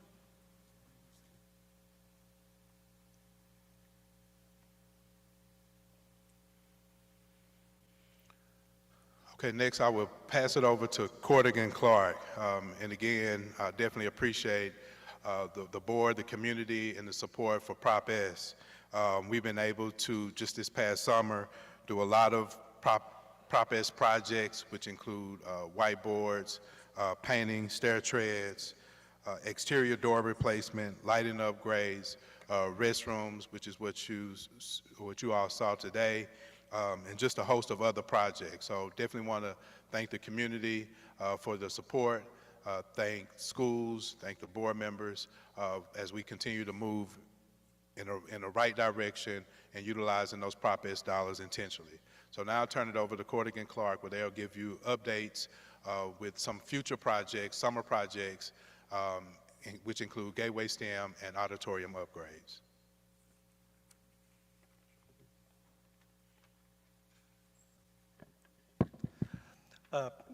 President Cousins, Board of Education, Dr. Borchardt, Chief Watson, thank you very much. My name is Steve Raskin with Cordigan Clark Gittner, and we are happy to meet with you this evening to give you an update on some of the Prop S projects that we've been working on recently. This evening I got with me Mr. Anthony Duncan from our office, as well as Ms. Tiffany Donkins. So if we could, just a quick overview. Today we're really fortunate to have an opportunity to share with you some information relative to Gateway STEM, as well as some of the auditorium projects. We've been working very hard with our partners at Navigate Building Systems, as well as the faculty, staff, and the students of our various schools. Really, the focus for Gateway is really all about safety and security. We'll be talking about existing conditions as well as proposed scopes of work. And with the auditorium as well, we'll be talking about accessibility, as well as a term I'll call performance technologies. And that will review project goals, existing condition, and specific scopes of work for specific projects. So without further ado, we'll talk about Gateway. Good evening, Board. Gateway STEM High School.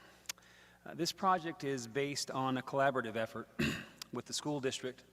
We spoke with students, faculty, administrators, and public safety over many conversations to come up with a district-influenced design.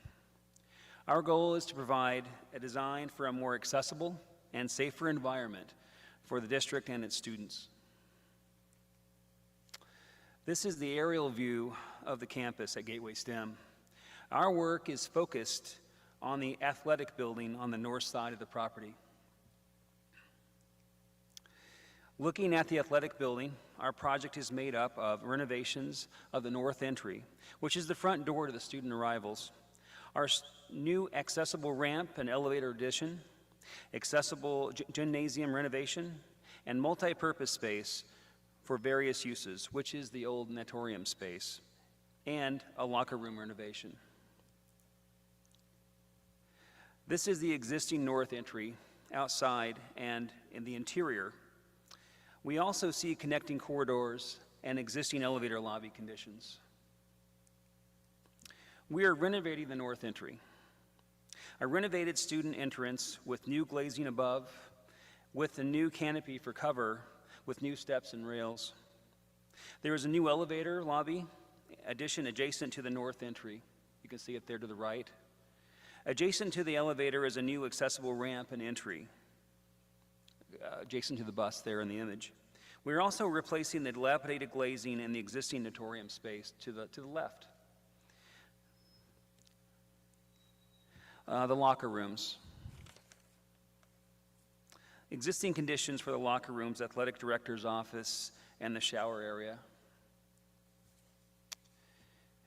Our design intent is to renovate these locker room areas, showers, and team lounges.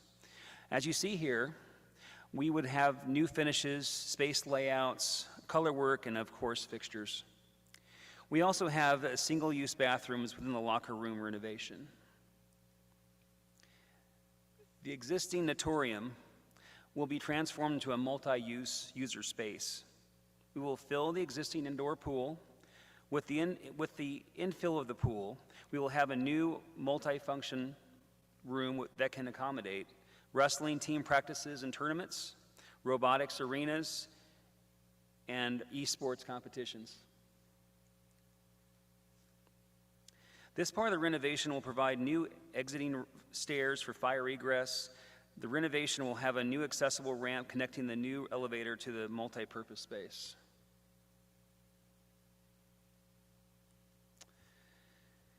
Lastly, the gymnasium. The gym is receiving a new playing surface, new lighting, new operable equipment for basketball and volleyball. The gym will also have the flexibility to accommodate dual basketball and volleyball courts for practice and tournaments. This is what I have for the Gateway STEM. I think Steve now is going to come back and talk about our auditoriums.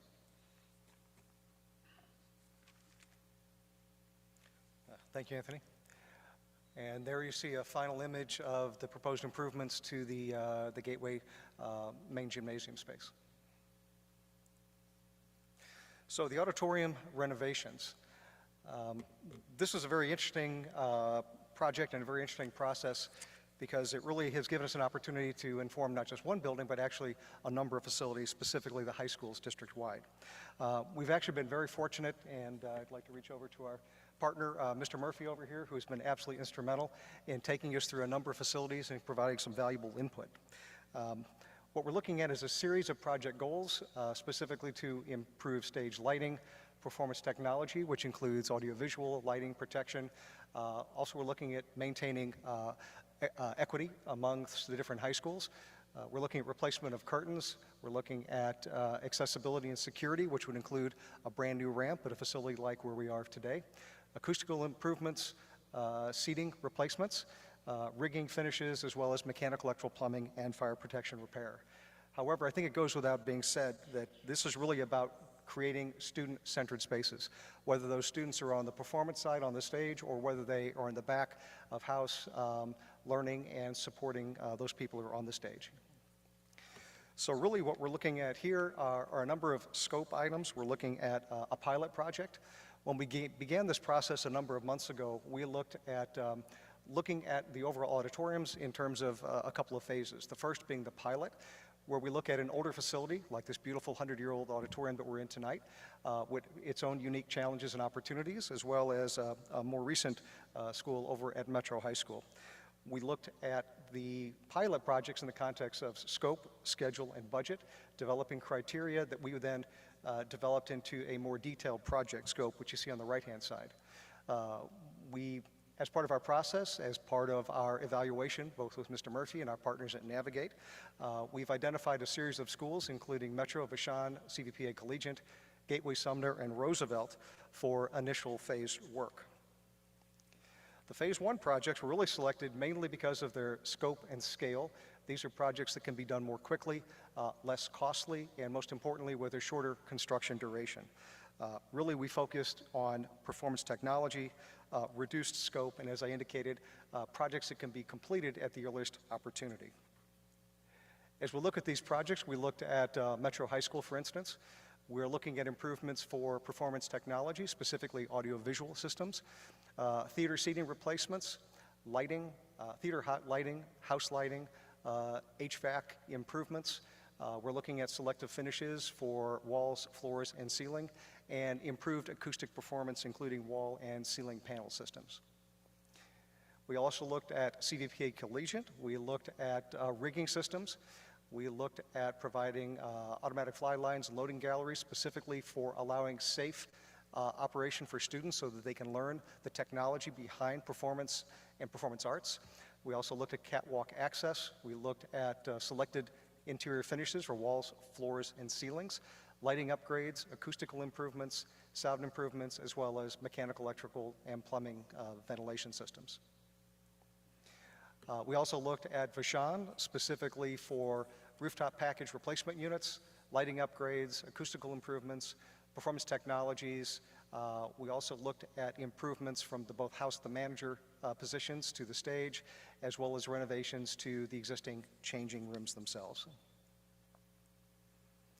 The Phase 2 projects are more substantive, and they require a little bit more effort. These are larger. They are focused on accessibility, performance technology, and more significant capital improvements. These projects include Gateway, Sumner, and Roosevelt, where we are. So these project scopes include accessibility at Gateway, providing a lift. We also look at stage floor replacements. Auditorium seating is a priority. We also looked at selected refinishing of walls, floors, and ceiling. Rigging, as I had mentioned earlier, audiovisual replacement, house lighting, stage curtain replacement, as well as heating, ventilation, and air conditioning systems. Over at Sumner, we also looked at accessibility, including ramp and stage floor replacements, auditorium seating, selective finishes at walls, floors, and ceiling. Again, more rigging, improved acoustic performance, including wall and ceiling panels, lighting replacements, audiovisual improvements, as well as curtains themselves. So that's a lot of information in a short period of time, and I certainly welcome any questions that you might have. Board Secretary Jones. I had a question about Soldan. I didn't see Soldan up there. So we are looking, as part of the Phase 1 and Phase 2, we have not currently selected Soldan as part of those programs. As I indicated, those included Metro Vashon, CVPA, Gateway, Sumner, and Roosevelt. Thank you. They didn't make the cut. If we'd like to add additional facilities to that list, we certainly would be open to that and have those conversations. Oh, okay. My next question was about, I don't know if I missed it or not, was about the pool. The rigging systems. Pardon me? Rigging systems? No, a swimming pool at any of the schools. Will there be? The swimming pool that Anthony referenced earlier was over at Gateway. Okay. And the intent was to infill that pool with the aim of providing a brand new multi-purpose space. So the existing pool has not been operational for many, many years. It's very costly to obviously maintain a pool. It's very costly to basically take a pool of that age and put it back into the system. So one of the things that we had looked at and spoke with the district, as well as the building leadership and district operations staff, was to provide a space for multipurpose that could be used to support a wide variety of student activities. Right now, swimming is not something that is offered significantly throughout the district.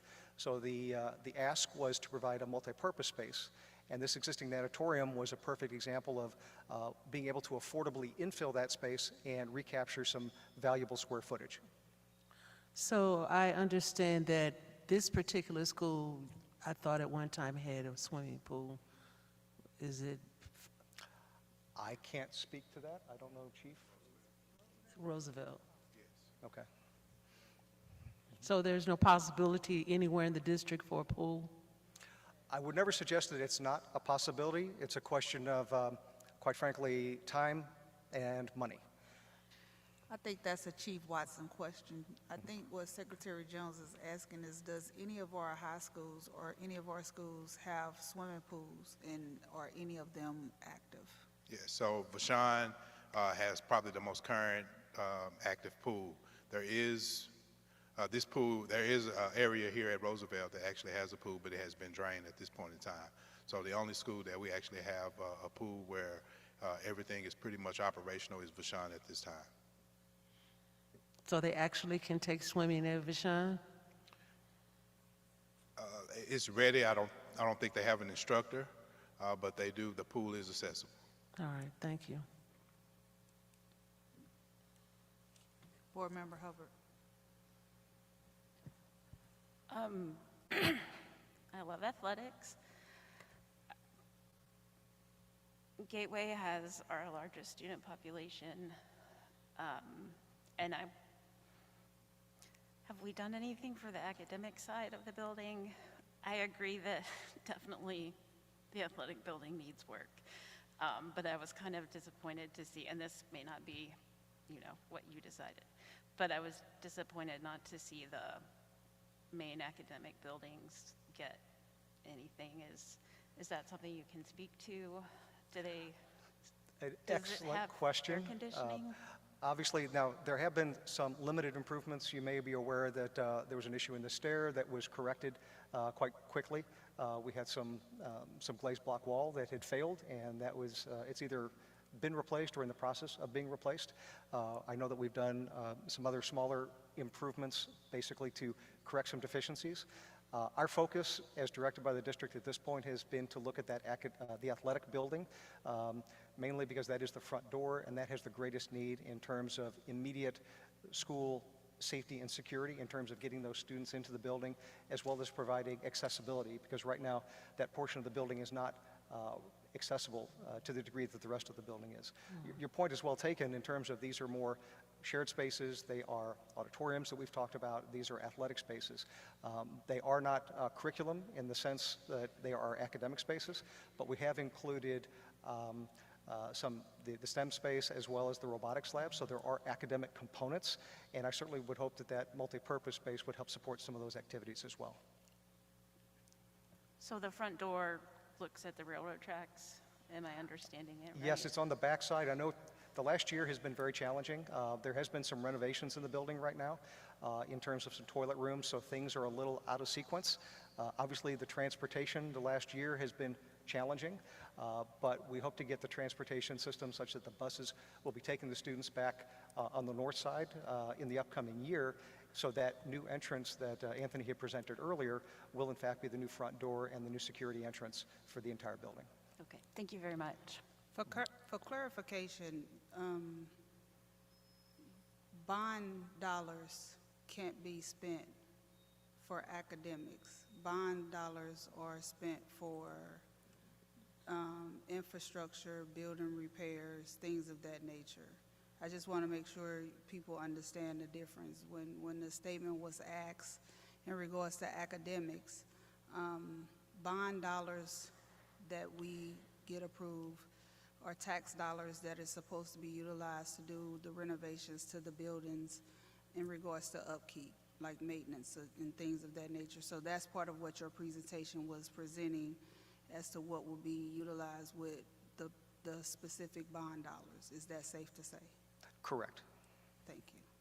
Secretary Jones. And my intent was the academic rooms and things, not to buy new curriculum. Yeah, I just wanted to make sure that was clarified because I didn't want the public to be confused when a statement is asked about academics, because that kind of throws people off.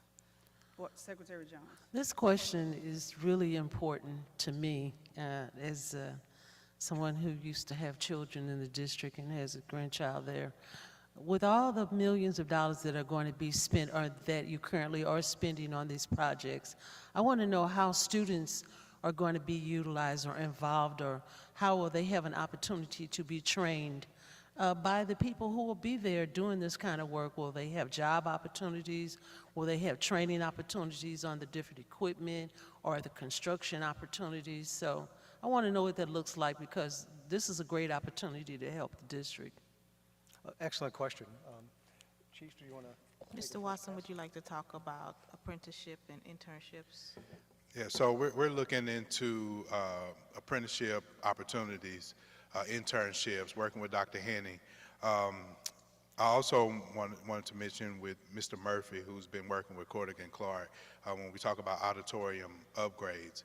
And he's been really instrumental with involving and engaging students just in the production.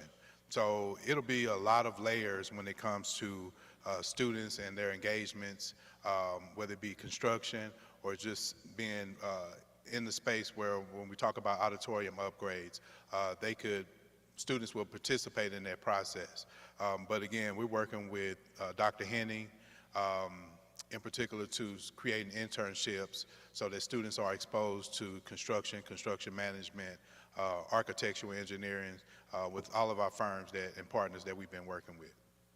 Mr. Watson, could you do me a favor, please, and document it, like do some type of video tape of it, or so you can show the public all the wonderful things that the district is going about doing with the tax dollars, because that's real important. And I just know this will be something that will encourage a lot of young people to go in the different fields that they will observe on the document that you'll be doing documentary. So I'm just looking forward to seeing this. I'm excited about it, and thank you so much. Thank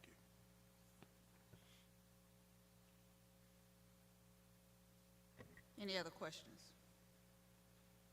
I just want to say as a side note, Board Member Jones, in terms of our students being a part of our journey, like today, our students provided, our culinary students provided meals for our principal group, and they are also going to be providing meals for our legislative meeting. And so our students are with us on this journey, and they were so excited. So they received a standing ovation from our principals. I have one final question. I see we were talking about Gateway. Can you tell Mr. Watson, I don't know if you know, but could you give me the guesstimate or give us the guesstimate enrollment of Gateway? 800. I think we're around 800, 850 students. And I think Dr. Bourget wants to brag a little more. We're what, Dr. Bourget? We're undefeated in football. And at we're Gateway. undefeated. Thank you. If there's no other questions, thank you. Is that all for you, Dr. Bourget? That concludes the reports. Thank you. We will move into the consent agenda. November consent agenda. Is there any items that need to be pulled from the consent agenda? If there are none, I'm going to pull the new action items, that is 11, 12, 24, 22 to 11, 12, 24, 27. So with that, I need a motion for 11, 12, 2401 to 11, 12, 24, 21 to be approved. Is there a motion? So moved. Is there a second? Second. Any discussions? Ms. Henry? Mr. Hikes? Yes. Ms. Weiss? Yes. Ms. Hubbard? Yes. Ms. Jones? Yes. Ms. Cousins? Yes. Motion passed. 11, oh, I cannot see. 11, 12, 24, 22. Is there any discussions for 11, 12? Any motions for 11, 12, 24, 22? Is there a motion? I make a motion to approve 11, 12, 24, 22, to approve a contract with RCI to provide inventory services. Second. Any discussions? Any discussions? Ms. Henry? Mr. Hikes? Yes. Ms. Weiss? Yes. Ms. Hubbard? Yes. Ms. Jones? Yes. Ms. Cousins? Yes. Motion passed. I need a motion for 11, 12, 24, 23. I make a motion to accept 11, 24, 23. Is there a second? Second. 11, 12, 24, 23 to ratify contract renewal with Firth Asset Inc. Can't see. Doing business as debt book through the Omni Partners Purchasing Corporation. Is there any discussion? I would like to have that explained just a little bit.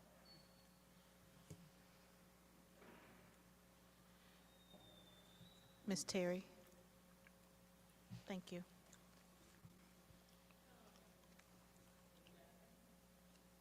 We can hear you. Hello, everyone. The Fifth Asset debt book is used to accompany the audit for Reuben Brown. Is how we track our leases for vehicles and lease items for vehicles as well as lease for copiers. So. Any other questions? Ms. Henry? Mr. Hikes? Yes. Ms. Weiss? Yes. Ms. Hubbard? Yes. Ms. Jones? Yes. Ms. Cousins? Yes. Motion passed. 11, 12, 24, 24, to approve the marketing expenses of the St. Louis Public Schools, television, radio, newspaper, billboards, bus shelters, print ads, yard signs, banners, door hangers, direct mail, media, buying, social media, and other marketing materials for the 24-25 school year to cost not to exceed $450,000. Is there a motion? I make a motion to approve 11, 12, 24, 24. Second. Any discussions? Ms. Henry? Mr. Hikes? Yes. Ms. Weiss? Yes. Ms. Hubbard? Yes. Ms. Jones? Yes. Ms. Cousins? Yes. Motion passed. 11, 12, 24, 25, to approve a contract with Emerald Data Solution Diligent for the migration to the community platform for the period November 12, 24 to June 30th. The service will be used as a notification system for the entire district. The cost will not exceed $12,000. The service supports Pillar 12. Is there a motion? I make a motion to accept 11, 12, 24, 25, to approve the contract with Emerald Data Solution. Is there a second? Second. Any discussions? What is this? This is our new board docs. A new board docs? Our new board docs where we upload our information for consent agenda. So instead of board docs, it will be called diligent. Board docs is going away in December. Okay. Is that in board docs? Is there a bar for this? Yes.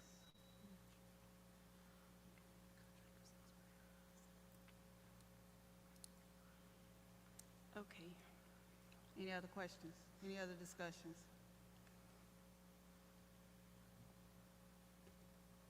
Ms. Henry? Mr. Hikes? Yes. Ms. Weiss? Yes. Ms. Hubbard? Yes. Ms. Jones? Yes. Ms. Cousins?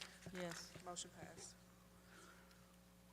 11, 12, 24, 25, to approve the 2025 legislative platform and priorities. This support Pillar 5, community partnership and resources. Is there a motion? I make a motion to accept 11, 12, 24, 26, to approve the 2025 legislative platform and priorities. Is there a second? Second. Second. Discussion. Board Member Wise, I think this came out of governance. Would you like to report on this? Yes, thank you. I told the chair of the governance committee, Mr. Matt Davis, that I would speak to this item to approve the revisions to current board bylaw 9111. Yeah, we're not on Oh, that. I'm sorry. I apologize. I moved ahead too quickly. I will. This is the legislative priority platforms.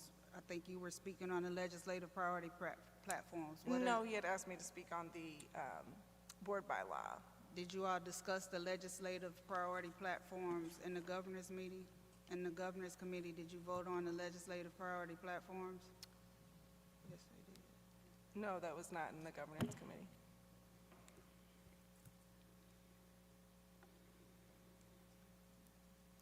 Okay, is there any other discussions? I think the email distributed showed that there was legislative priorities. The legislative priorities demonstrated the similar legislative priorities that the board had from last year's legislative priorities, and to represent the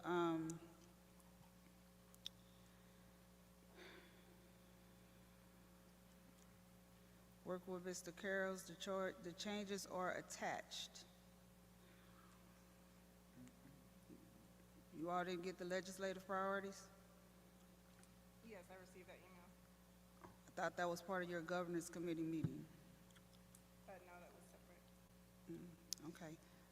Key legislative priorities, 2024 Missouri General Assembly passed and large omnibus education bills. So we're looking at Board Bill 727 as one of our legislative priorities to focus on trauma and homelessness, virtual programs, Proposition C, current Proposition C distributions on a weighted average daily attendance, local controls, local school districts' authority to make the decisions about matters including but not limited to employees' compensation and working condition, class sizes, legal school districts' ability to develop their own reading, interventionist and remedial reading programs, additional state resources and reinvestments, plans calling for a pause for the opening of new schools in the city of St. Louis into the citywide plan. So these were our previous priorities, and we just made sure we enhanced the priorities. So I'm not sure if the board has received this from the governance committee, but I believe that that was part of the governance committee meeting, that part of the priorities that you all voted on. We have received. Thank you. Is there any questions, any other additional discussions regarding 11, 12, 24, 26? Legislative platforms and priorities. Has it been moved in second? Ms. Henry, has it been moved in second? It has. Ms. Henry? Mr. Hikes? Yes. Ms. Weiss? Yes. Ms. Hubbard? Yes. Ms. Jones? Yes. Ms. Cousins? Yes. Motion passed. 11, 12, 24, 27, to approve the revision to current board bylaw 9111. The request supports pillars 3. Is there a motion? I'll make a motion to approve 11, 12, 24, 27, to approve the revisions to current board bylaw 9111. Second. Okay, there you go, Ms. Weiss. Thank you. I apologize That's for okay. jumping the gun and speaking about that too soon, but the governance committee did vote to recommend the changes to board bylaw B911 regarding vacancies on the Board of Education. These changes are the result of Senate Bill 727, which went into effect in August. And this changed how urban school districts filled board vacancies. So we've adopted a version of MSBA policy BBE to conform with the changes to the law, where the BOA will appoint members to fill vacancies rather than the mayor. Is there any other discussions? I just wanted, when Sadie said BO, it sounded like she said BOA, but it was BOE. The Board of Education is going to get to appoint someone to fill the vacancies. Thank you, BOE. Is there any other discussions? Ms. Henry? Mr. Hikes? Yes. Ms. Weiss? Yes. Ms. Hubbard? Yes. Ms. Jones? Yes. Ms. Cousins? Yes. Motion passed. Is there any committee reports?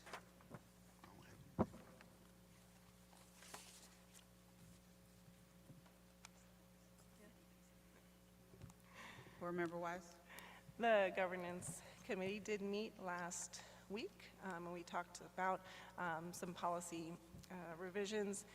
The district is working on updating some policies. We had discussion around that, and then we also talked about and voted to recommend the changes that I just spoke about. So that is my report. Thank you. Any other reports? Any other board reports? I did want to report, I know Chief Watson had talked, I'm sorry, Board Member Hubbard. I'm sorry. I kind of have a self-report. First, I want to say that I wasn't there at Vashon whenever the things happened, but I'm really grieved that we used tear gas on our students. I'm not saying it was right or wrong to do, I'm just grieved by it.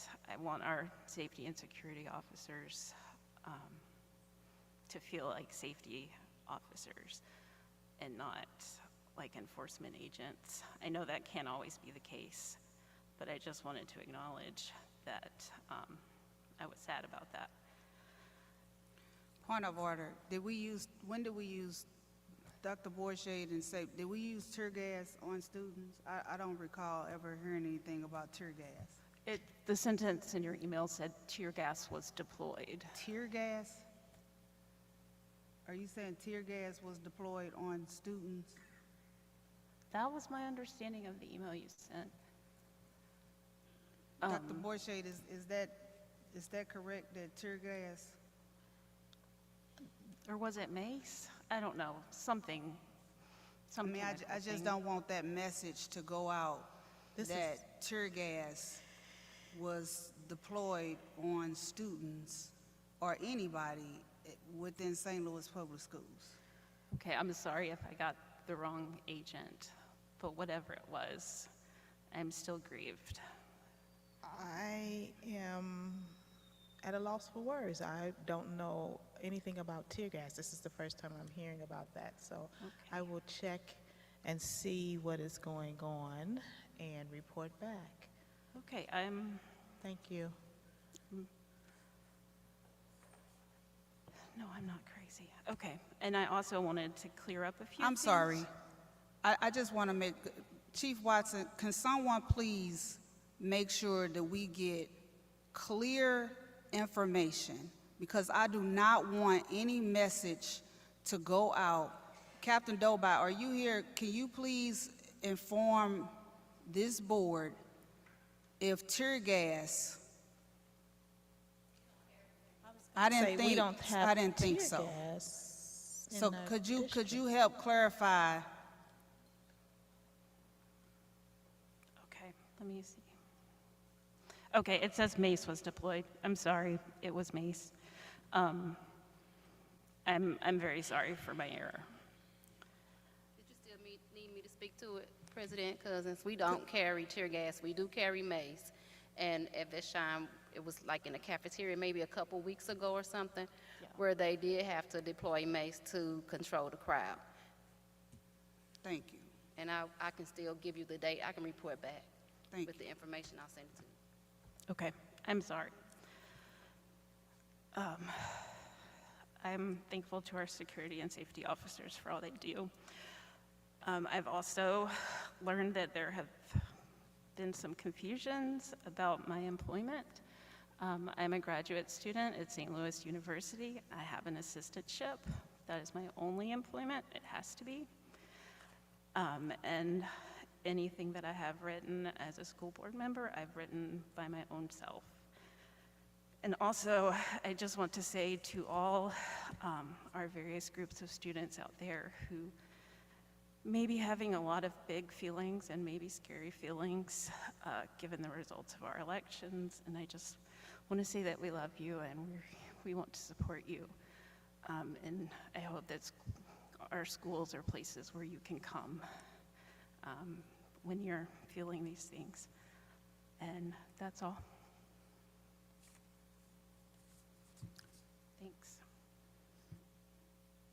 Are there any other board reports? I wanted to go back to Chief Watson and Dr. Borshade.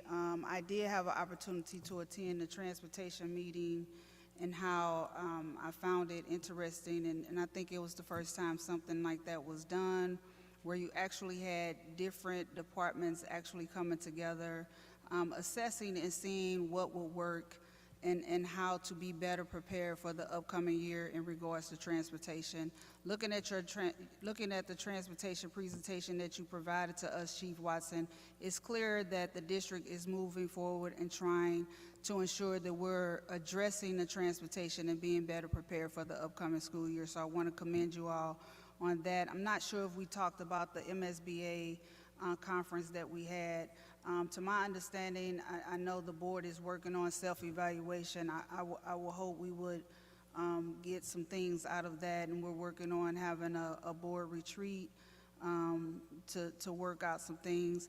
I also want to talk about the real estate. We have been working diligently on real estate. I was actually asked by the Alexanders to go to the Ville meeting because, you know, unfortunately we continue to get misinformation put out that the Vashon School is owned by NGA. Not quite sure how that rumor happened, but you know, things of that nature happen. But I did have the opportunity to go before the community and speak to the community to inform them of the great things that are actually happening among the district.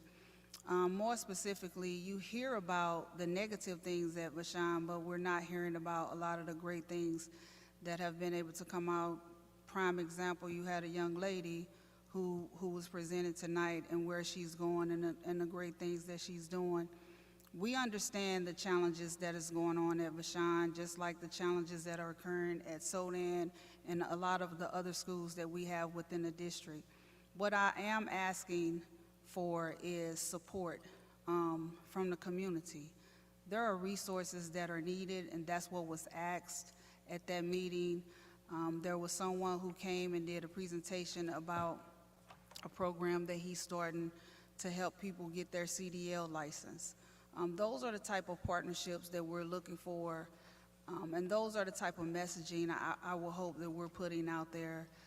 There are a lot of misinformation that continues to go out in regards to what this district is doing and the work that this district is doing, and I will hope when you're seeing the meetings that we're actually taking on the road and showing you in the different schools the impact that we're hopefully showing you that we're trying to make with the dollars that's being disseminated within this district.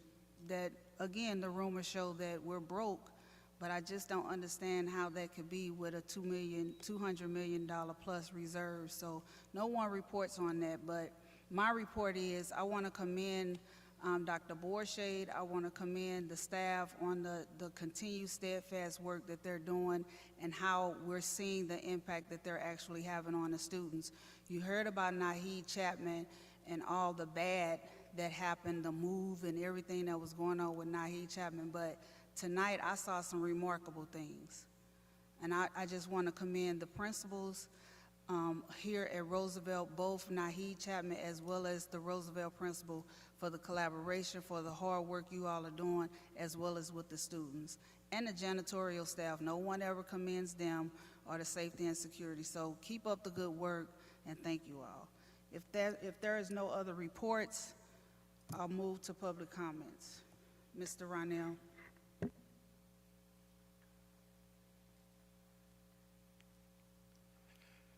Good evening. Thank you to our President, Tony Cousins, to our board, and to our interim superintendent, Dr. Borshade. Protocol having been established, we will enforce the following guidelines. Each commenter will have up to 3 minutes to address the board. Also, please refrain from speaking derogatorily about anyone and do not use names. First, we will have Dr. Zachariah Davis.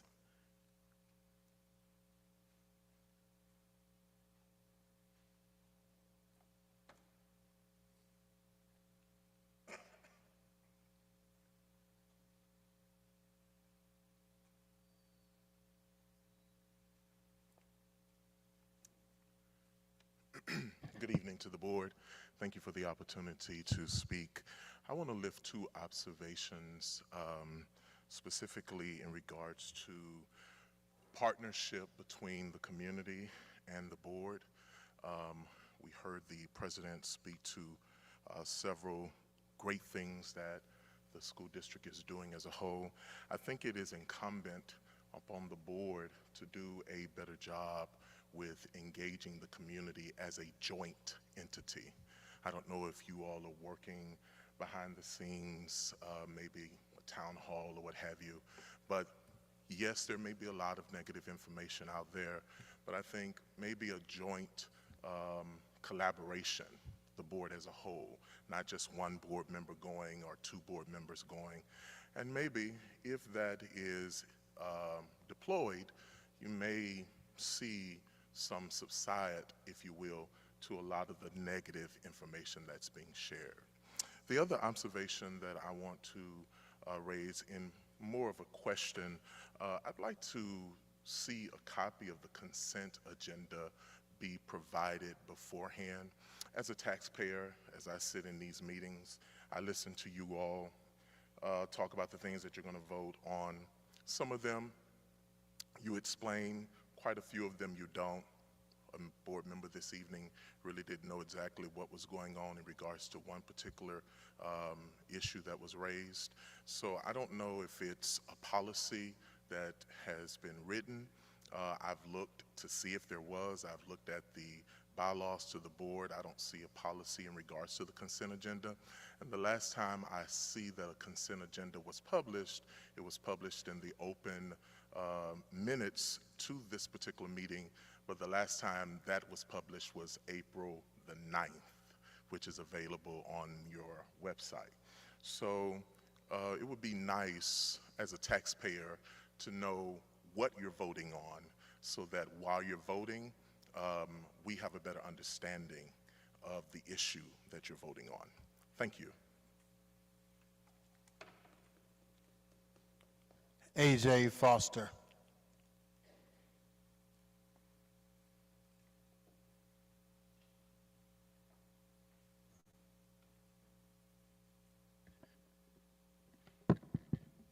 Excuse me.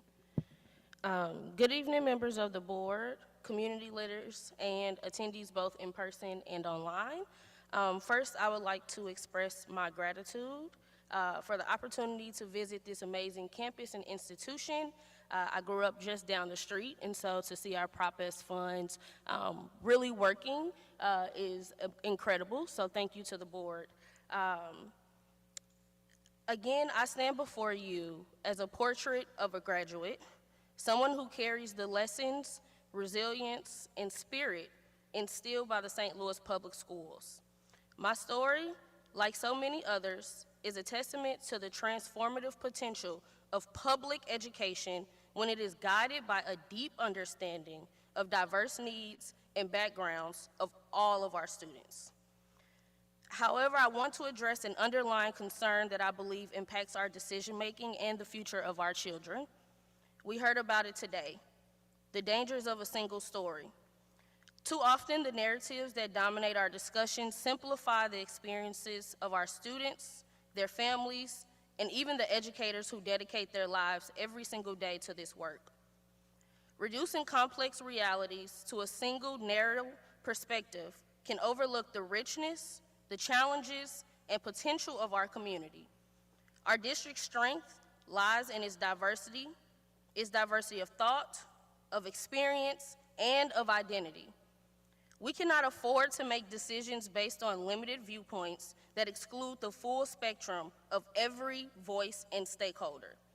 I urge us, as a community and as a board, to challenge these singular narratives and remain committed to creating policies and practices that reflect the true, multifaceted experiences of all of our students and families. Thank you for your time, and thank you again for allowing us to occupy this space.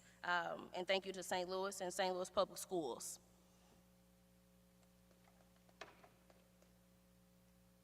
Velma Bailey.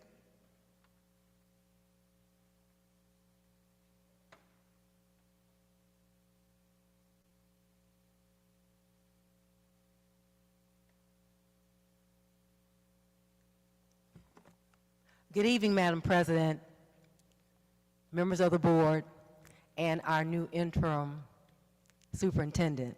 I want to congratulate you. I feel great. The evening has been long, but I feel like we've been part of a kinder, gentler St. Louis Public School District tonight. There was a human aspect to it that I have not seen in decades. So I want to thank you for that. I want to thank President Cousins for coming to the Jeff Vanderloo meeting. It was very good to see a person with her knowledge, care, and concern come out to our community and make sure that the people have accurate information so that we can be part of this great transformative effort that's going on with the district. There was a president that talked about having a kinder, gentler nation, and he created 100 points of light. And I truly can say that I see many of those lights coming on with this school district under this leadership. Continuing with the theme of stories, there are many stories that go behind lots of things. And I remember one of the officers in the district saying that a lot of the surplus that we see now is because of teacher positions not being filled with certificated people. I'd like to add to that story, and it's my one story, but there are many stories that added to that, and they have some very disappointing outcomes. 2 months ago, I wrote a letter, and I put them in the mail, and I certified the mail to every board member, and I have not received an answer to a question that I asked about my employment. There's a discrepancy in the W-2s. It showed that I received $1.81 and $1.96, and more than 90% of 1 year of my salary was missing. I'd like to have an answer to the question. I brought the information back. I brought my Social Security statement, and it shows that I did not get paid those years, and it showed in that third year what I did get paid.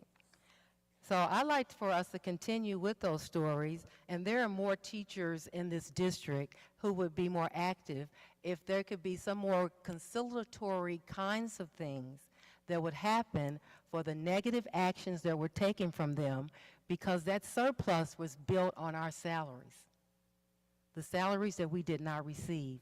And I'd like an answer to mine, and I'm sure it's going to be great, and I'm sure we're going to be able to reconcile and continue with this wonderful relationship of partnership.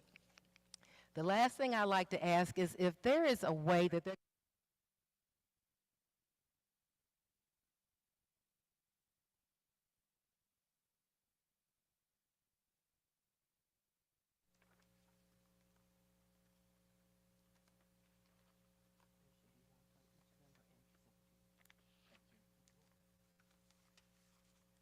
And finally, Nate Lindsay.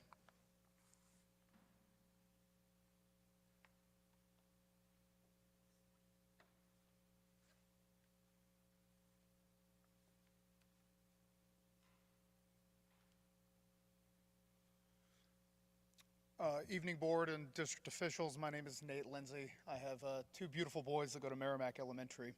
I wanted to let you all know that I appreciate the steps that the board has taken in governance to begin putting the agendas for the real estate committee up online and to show those real estate committee meetings.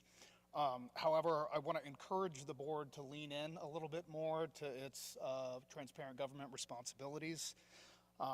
There is a way to close a meeting and public records around real estate, but it involves real estate transactions specifically. And so there are two key components to when the board is allowed to close a real estate meeting or real estate records. And the first component is the district, the public entity, has to own that property. So if the board is looking at, say, an SLDC bill that involves tax incentives for a property that it doesn't own, they can't close that record. This is not just me saying this. The Missouri Supreme Court in Spradlin v. City of Fulton said there are no exceptions for discussing a real estate transaction between a private developer and a private landowner. That's the Missouri Supreme Court in 1998. The other component of that is that even if it did involve a property owned by the school district, or the school district was interested in leasing a particular property, the other component that has been highlighted by the Missouri Supreme Court is that if there was a public disclosure of the information, that it would monetarily affect a potential transaction. And so that means that there needs to be an active sale or lease involved. So if the board is out there talking to SLDC about the potential stabilization of a building that it owns, those records, those meetings should not be closed either. I think that you should ask your lawyers to take a look at this, to consider some of the things that you've closed in the past, because now is really a time for this board to lean into transparency. Along that note, I really appreciated the 10-7, I believe it was 10-7 presentation on the dashboard created by the architecture firm in relation to Prop S.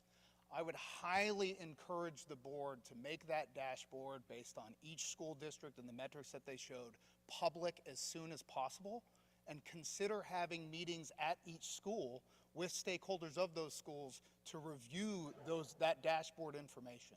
Because the reality is school closures are coming to this district, and we need to consume as much relevant information as possible as we prepare to make those difficult and important decisions. And so I'm assuming that I may be one of a handful of people that saw that presentation and got to see a few of those dashboard slides. We need those put out to the public as soon as possible. Finally, as it relates to my children's school, there is a water issue at Merrimack Elementary that is threatening some of our equipment in the gym, and I would really appreciate.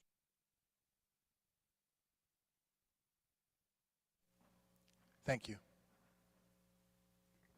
Is there a motion to adjourn? So moved. Ms. Henry?